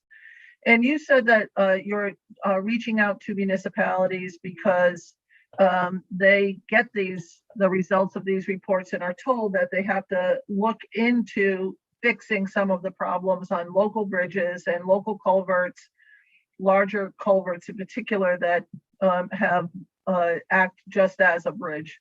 And I'm wondering if it is possible to get that information out again to municipalities, saying that you have X culvert, it is in need of repair. You are required, we're not asking you, you are required to put in for funding to fix this or take the responsibility of fixing it yourself.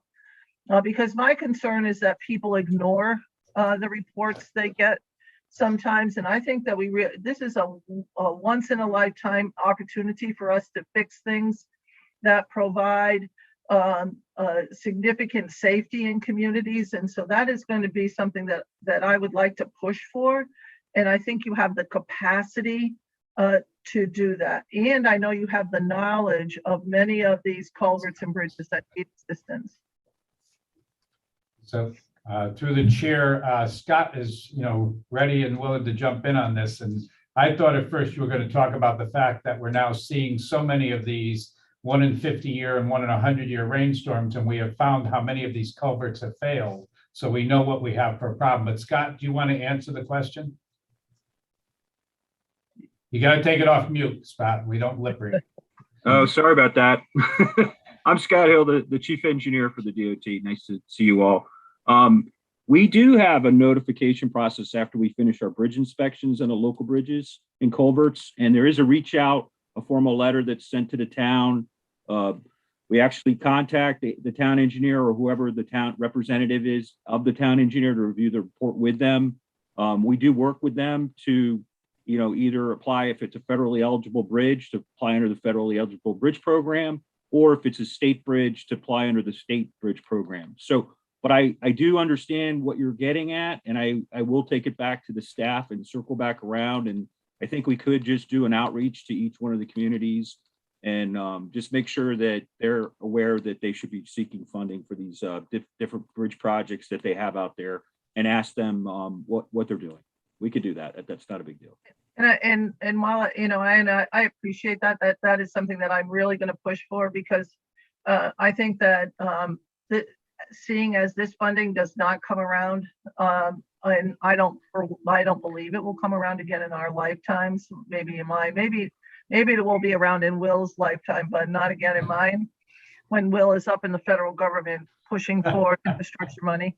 But so I do think that we have to push. And I know I've gotten, when I was first elected, I've gotten your notification letters and put those culverts and bridges on my capital infrastructure planning mechanism at the local level. But I would like to see us actually tell the municipalities that they have to apply for some of this funding, because some of these culverts really need to be repaired. And just ignoring the fact they need to be repaired does not make the problem go away. So I appreciate that. And if someone could get back to me on that, that would be wonderful.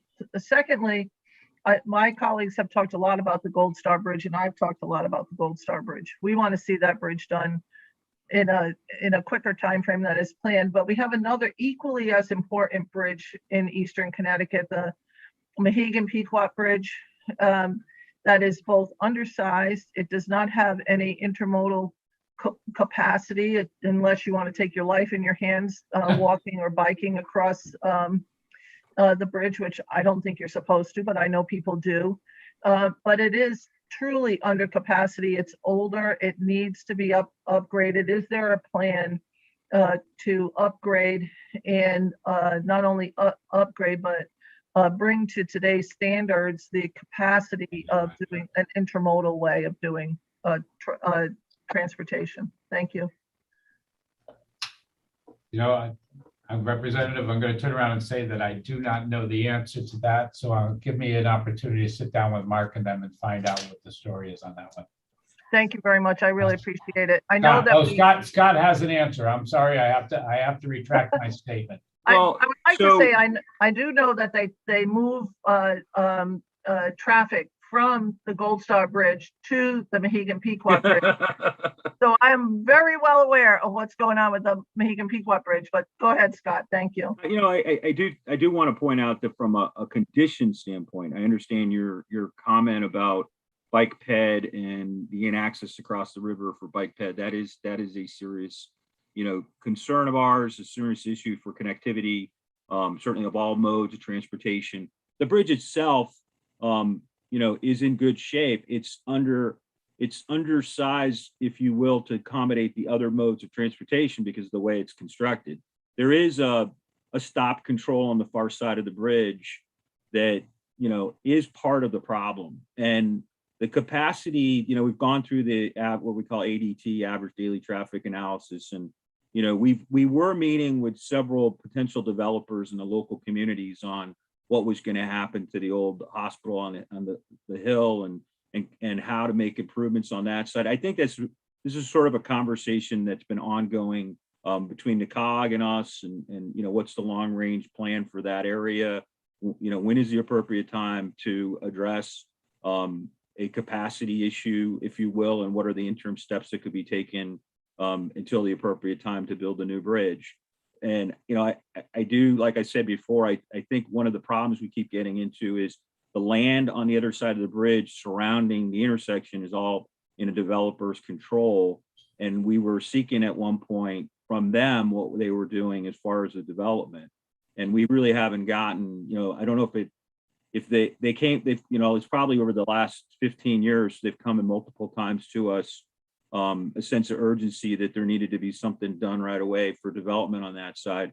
And then they seem to disappear for a while, and then we don't hear from them again. And then they show up and they seem to owe more and more land every time they show up. So I know that, what I've said to them a couple of times is that a traffic study needs to be conducted on any future development that they're planning to influence this whole discussion that we're having right now.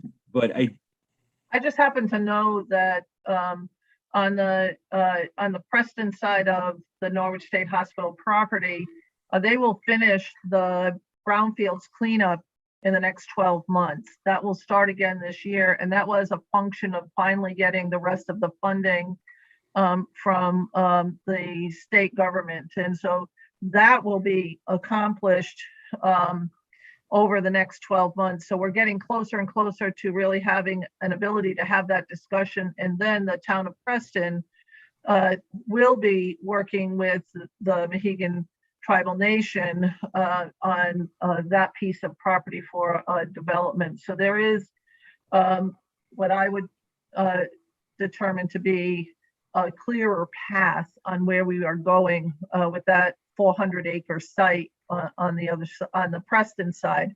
I don't know if you're talking about the Montville side, but on the Preston side, there is a clearer determination of what may happen. Oh, good. And I look forward to those conversations when we're ready to sit down and talk through all that. And I look forward to the bridge being slightly larger too. Thank you. Thank you, Senator Alston. Senator Martin.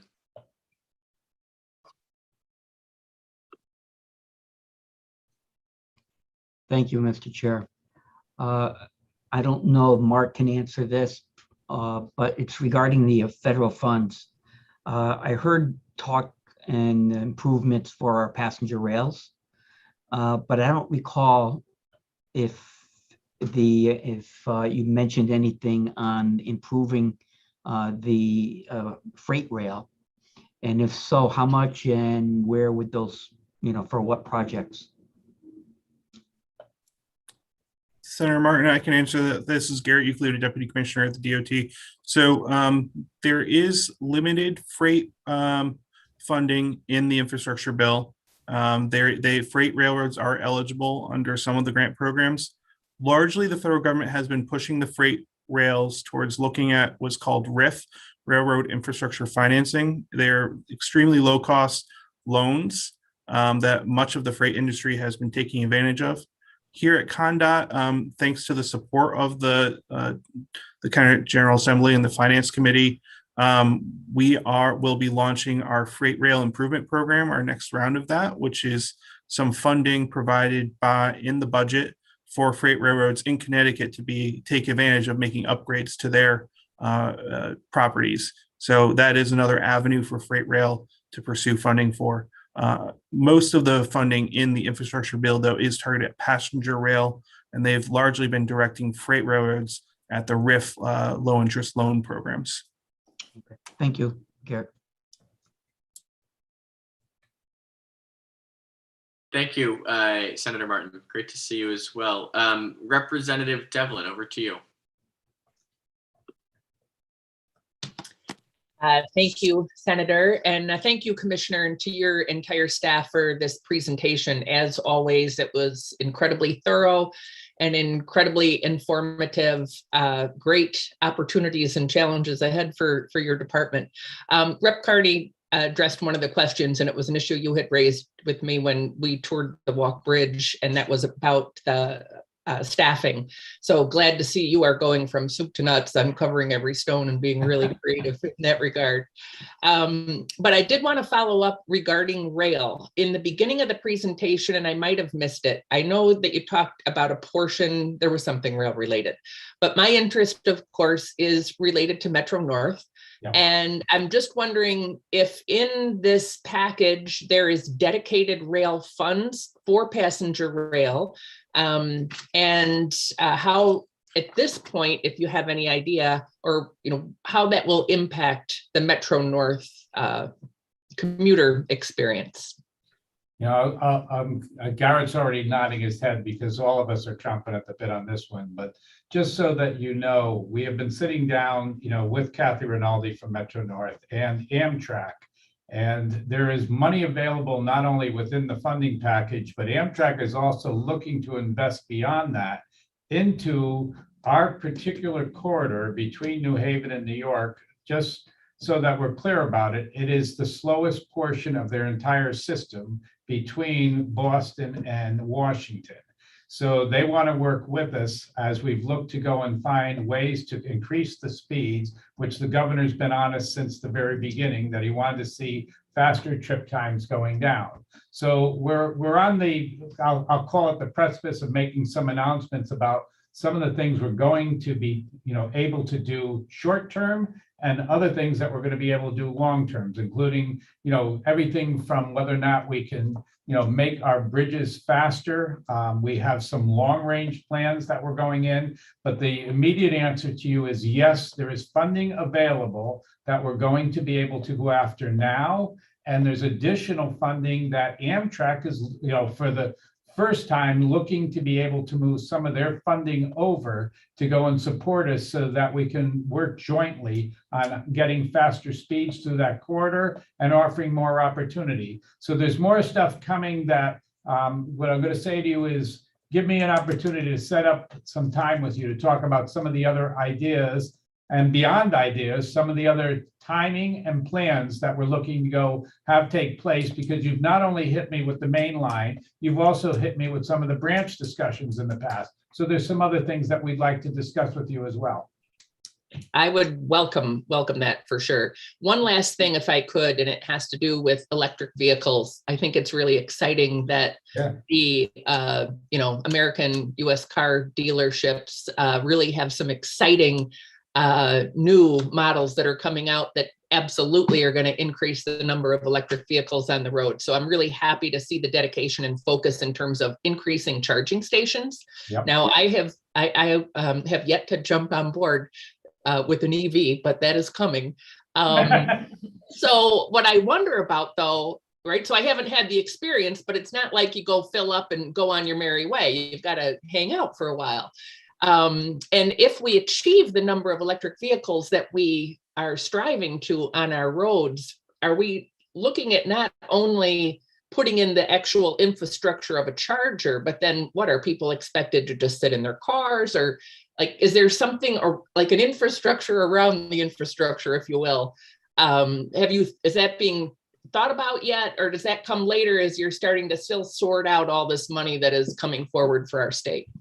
Again, I'm going to jump on it before, the other people, we've got our resident expert on it, Rich Andreski, who turns around and constantly shows off his Tesla and what he's able to go and do with it and what they're coming up with in terms of charging times. And yeah, it has everything to do with everything from whether or not, the stores that are going to go and put it in, because that way they'll pick up your charging costs while you're going in there to go and use the store, or even rest areas that are there. And we're talking as well with the federal government, because there's some, of our service plazas can put in the charging stations, but rest areas cannot under the current rules. And that's being discussed nationally. So there's a lot going on there in terms of, what's going to happen. Now, the exciting part is that this ties into both, what we can do with solar, what we can do with charging stations, and what we're going to be able to do as we put this infrastructure in and around. So I would say to you, Garrett, before,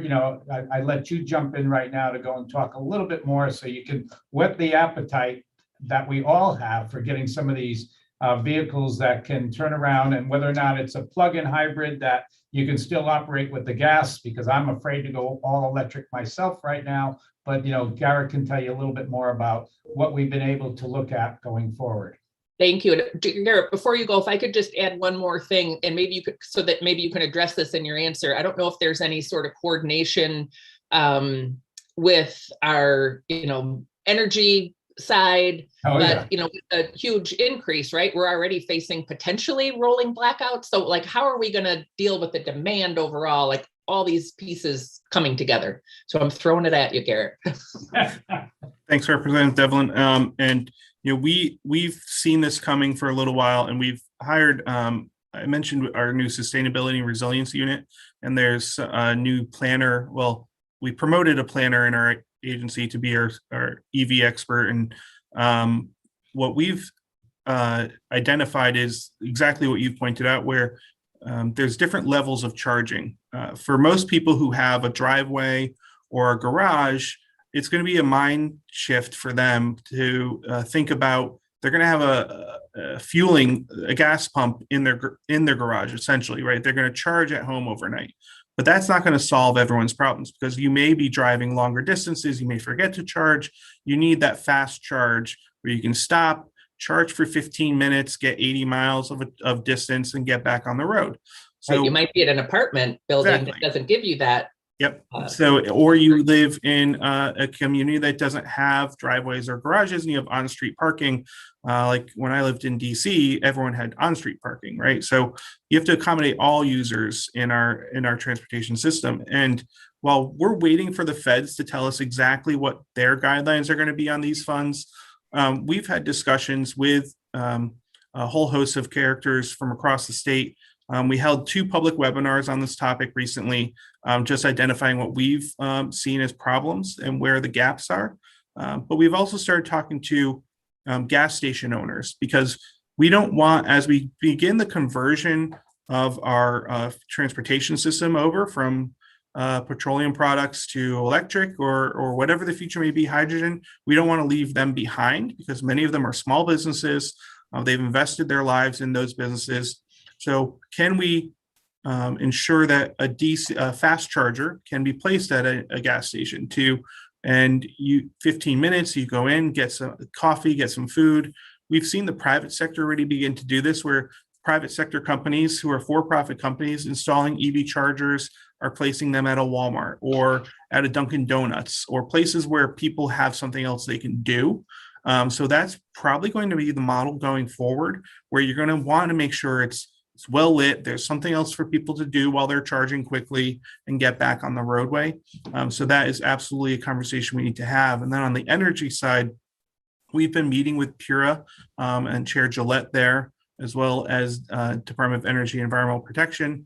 And we have had outreach with both UI and Eversource to begin to discuss how to plan for these EV chargers, how to accommodate them in our transportation system. And then that's just for the light duty side. Then you talk about the buses, which we need to convert over as well. And what we're doing for the bus side is we're already moving forward with a rooftop solar project at our bus garage in Hamden, which serves the New Haven region. And that's going to help power. We'll hopefully have some on-site storage to capture that energy that's created to help fuel the battery electric buses in case there ever is a power outage. But that resiliency and redundancy needs to be built into all of those systems, where you can have on-site solar, fueling a battery backup to, in case there is ever an outage, you can still fuel the vehicles. And Representative Devlin, I want to jump in for a second because I had to meet with the representative from Washington who came to Enfield, where they're making those chargers right now, and they're distributing nationally.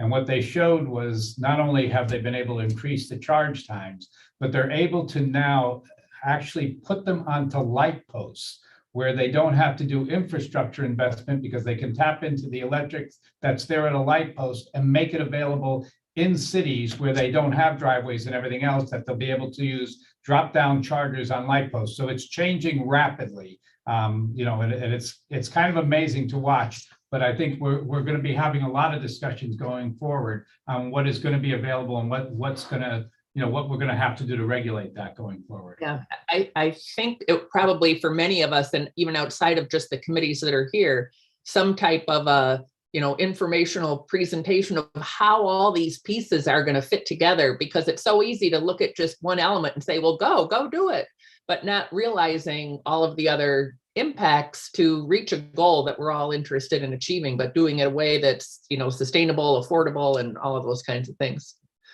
So thank you. I appreciate, as always, your thorough answers and everything that you guys do. Thanks. Thank you. Thanks, Representative Devlin. I'd love to jump in with a follow-up on the topic of EVs, especially since I don't see other hands raised for the moment. And that's Deputy Commissioner Euclid, you mentioned that the federal funding is primarily focused around alternative fuel corridors, well-intentioned by the federal government, but is DOT thought about where that might leave gaps elsewhere in the state? I know that I was recently looking at a map of charging stations across Connecticut, and they're heavily concentrated in some areas and rather absent from other areas of the state. So we certainly don't want to move forward and make it only possible for residents of a certain region to own an EV and leave others behind. Just curious DOT's thoughts on how to perhaps fill that gap. That's a great point, Senator. And our two webinars we just did, and we'll be posting those online, focused on that gap analysis we conducted, did demonstrate like the areas of the state that if we only invest in the alternative fuel corridors, they will be left behind, and we can't allow that. It would essentially become a new version of redlining for EVs or greenlining, right, where certain parts of the state wouldn't be able to drive one. That's something that we can't have happen here in Connecticut. So we're committed to making sure that doesn't happen. We identified, and it's just a high level analysis, but there are definitely pockets of the state in the northwest corner, in certain larger or mid-sized cities that need some fast chargers in their communities because they're further away from the highway, the interstate highways. So they identified like Bristol is a location where we need to have some. Torrington out in the northeast corner of the state, we need some as well, because even though they have I-395 and the service plazas can have them on 395, there's other pieces of the northeast corner that are going to be absent if we only focus on those alternate fuel corridors. So we can get you a copy of that slide presentation, which we mapped out exactly all those locations. Not specific pinpoints in a community, but generally looking at communities where we think should be a focus to fill those gaps. Fantastic. I'd love to take a look at that presentation. I'm sure other members of the committee would as well, to make sure that each and every district is being invested in as it pertains to our electric future. I don't see any other hands raised, so I'm going to take a moment to ask one additional question. If folks are waiting or being shy, please raise them now. I think we have a little bit more time allotted with DOT. If we wrap a little bit early, of course, that's fine too. Commissioner, maybe this is to you. I'm sure it happens to you when you go to the grocery store. Each of us will be interrupted by will be pulled aside by constituents to say, hey, this federal infrastructure package passed. When are we going to start to see transformative changes within this community? And there's no easy answer, right? But I guess one thing that I'd love to get a better sense of based on your conversations in DC is, when will we start to see NOFOs issued on the competitive grant application process? I think that the earlier presentation mentioned $100 billion of competitive grants. Do you anticipate that the Federal Department of Transportation is going to begin to move rather quickly on those over the next few months, over the next few years? I'm selfishly looking for a good answer to tell my constituents as to the timeline of when they can expect to see some changes. Well, let me first go to the first part of your statement, which is whether or not I get stopped in the grocery stores. I'm nowhere near as popular as you, so people don't want to go and ask those questions. But the other thing that I will say to you is that I don't right now. The tough part has been that you heard Garrett talking about the fact that though funding has been shown, until if we continue with doing continuing resolutions, they continue at last year's amounts, not with the new amounts coming in. So we have sat down with our partners there to go and say that we're going forward, so that way we moved projects so that way we can be out front and be asking for the money right away from what was in our later years to the current years, so that way we're ready, aside from shovel worthy, shovel ready. And you also heard Mark talk about the fact that we have 400 to 500 projects that are already in the list that we keep wanting to move up. So I will say to you, as soon as something is clarified, we will be there. And they already have used us as an example in a number of cases about the fact that we are ready. And Garrett, is there something more you can say on the NOFO? Because I know that they were saying something and you went to go and bring me up to speed with it. Is there some more information that came out there? Yeah, I think Mark Rolfe. Oh, Mark, okay, I'm sorry. Go ahead, Mark. Here. I was just going to speak to the fund availability, Commissioner. You mentioned that the continuing resolution were funded at fast act levels. We are waiting for that new appropriations bill to fund some of the new programs. Some of the new programs have pre-authorization apportionments, but the fund availability is still a driver here. We're moving forward as though all of these are going to happen in the near term. But the closer we get to end of the federal fiscal year, the more of a challenge it's going to be to move money quickly. The NOFOs, we've heard previously that the NOFOs for existing programs will come out first, followed by the new programs. I think, Garrett, you may have received some information more recently about some timing on those NOFOs. Yes, Senator. So the Mayor Landrieu down in Washington did issue a document detailing when to expect some notice of funding opportunities or NOFOs to come out. During the course of the first quarter of 22 and into the second quarter of 22, largely focused at existing previous grant programs that already have guidance. So we will be happy to share that with the committees to distribute to your members, and because it does explain which ones that local governments are eligible to compete for as well. And this was something that I'll be sharing with COST and CCM too, but we'll share that with the committee after this meeting. And Senator, the reason why we have put out as much as we have in terms of letting the committee know, what we're trying to get done is that the minute this thing opens up, we are going to be in competition with every other state. But we also have, some strong representation. So that's why we want to have projects that we already know are going to be approved, ready to keep going, while we move, the projects, that are sitting there in the list into the second, third, fourth, fifth year of our projects going forward. So that way there, we load up the entire, backlog and keep going after this funding as it becomes available. So that way there, we can be one of the first in the door.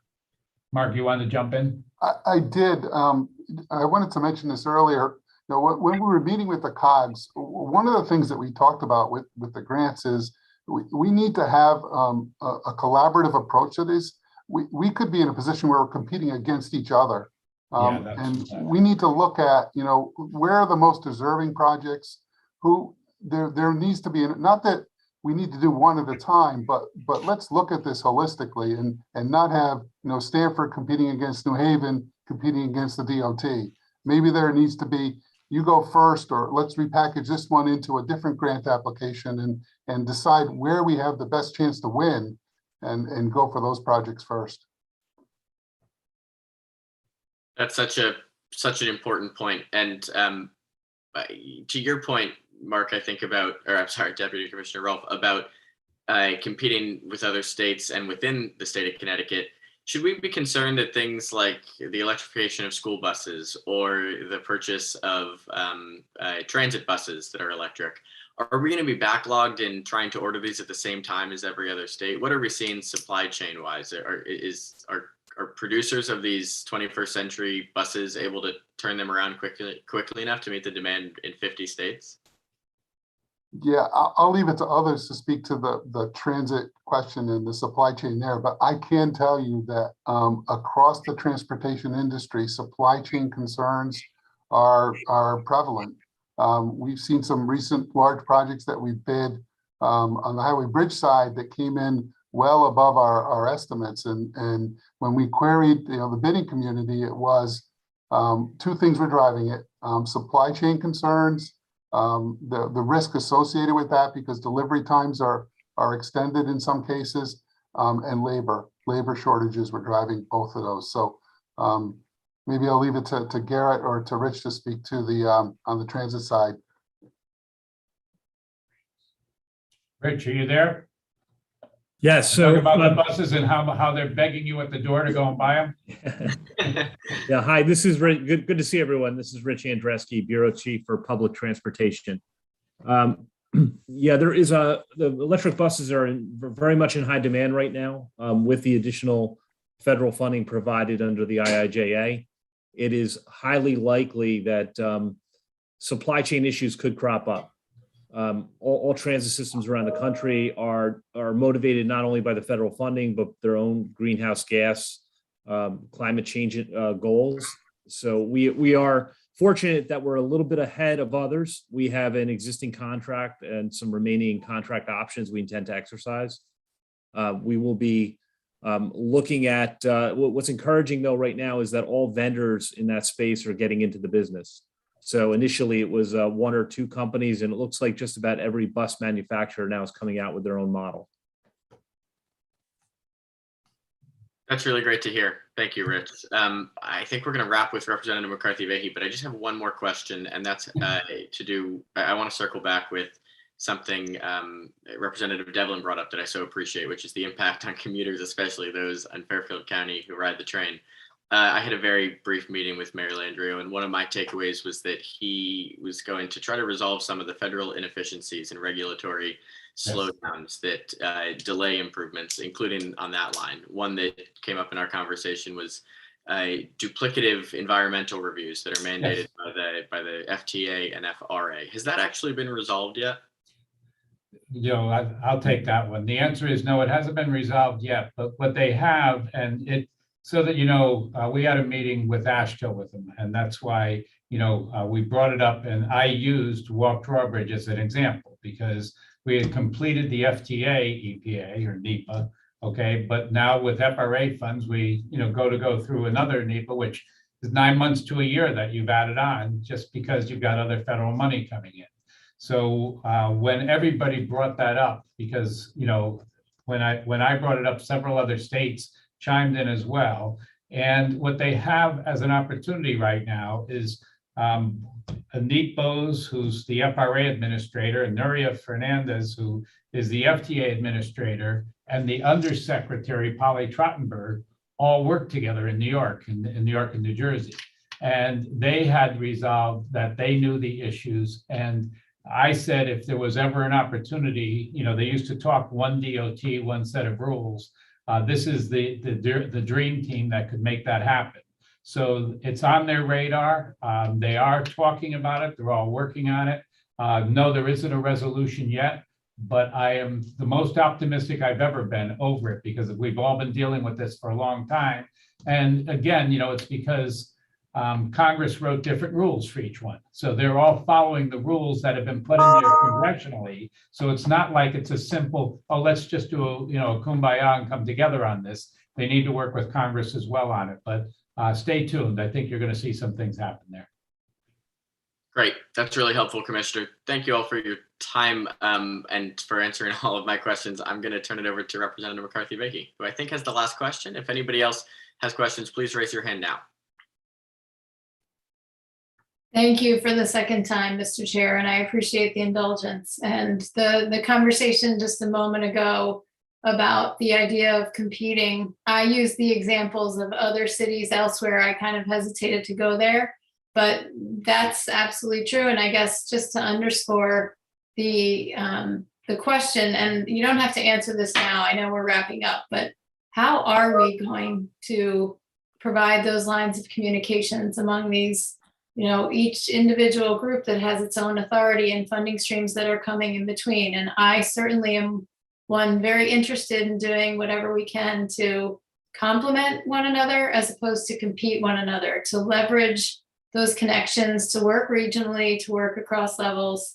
I don't know if there are answers to that quite yet, but it's something that I care a lot about. And I thank you again, Mr. Chair, and to all of you at DOT. Well, thank you for bringing it up, but you know, I think you heard it. We've been sitting down with the COGS. We're trying to do everything we can to make sure that we are communicating. You know, our goal is always to be transparent and go and help in any way that we can. But we are reaching out to the COGS. We're following through with that.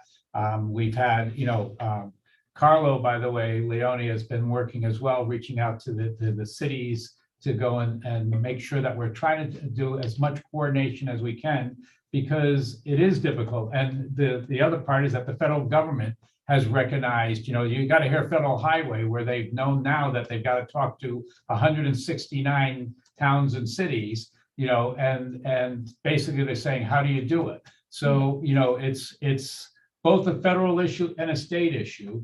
The good thing is that we've got a lot of very good relationships. We'll keep you posted on that end, and we'll come back to you with our problems. In other words, if we start to see that we don't have a good solution for it, we may be looking for another way to try and resolve that. So be prepared that there will be a reach out, but understand we've already started that on both with the federal highway side, with the FTA, FRA as well. But, you know, in terms of our own agency doing a reach out to COGS to try and make sure that, you know, we're doing everything we can. You know that we've got Ann Cleese, we got Pam. There's a number of people that are making sure that we're doing all the reach out that we can to ensure that, you know, what you don't want to be accused of is being insensitive or putting our own priorities before anybody else's. We're trying to make sure that it's a balanced act going forward.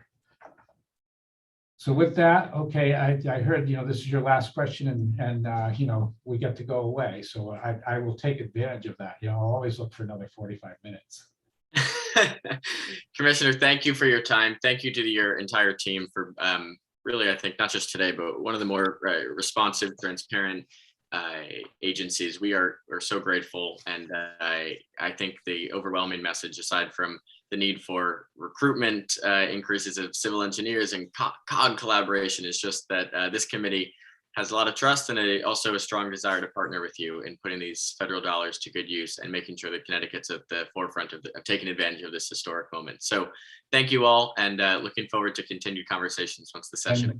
And from my end, I want to thank you for the important questions. You saw Bob Card lighten up his screen, so he's ready to go and turn around and send you out how many audits we go through, so that way there you know what we're up against when we turn around and say that we're transparent and we've got a lot of eyes on us. We'll do that. I want to echo again what Mark shared. We can use your help in getting the word out about our public information session on the capital plan. We're going to hold it virtually on Wednesday, February 23rd at 7 p.m. And we'll be sure to get the details over to your offices, and you can be sure that the questions that we said will provide you answers for, you'll be getting them. Thank you. Thanks, Commissioner. Phil, there was reference to a few different presentations that would be circulated to the committee. So if you wouldn't mind doing that, making sure that our committee members receive those, that'd be great. Thank you all so much. All right, thank you. Thank you, Diana.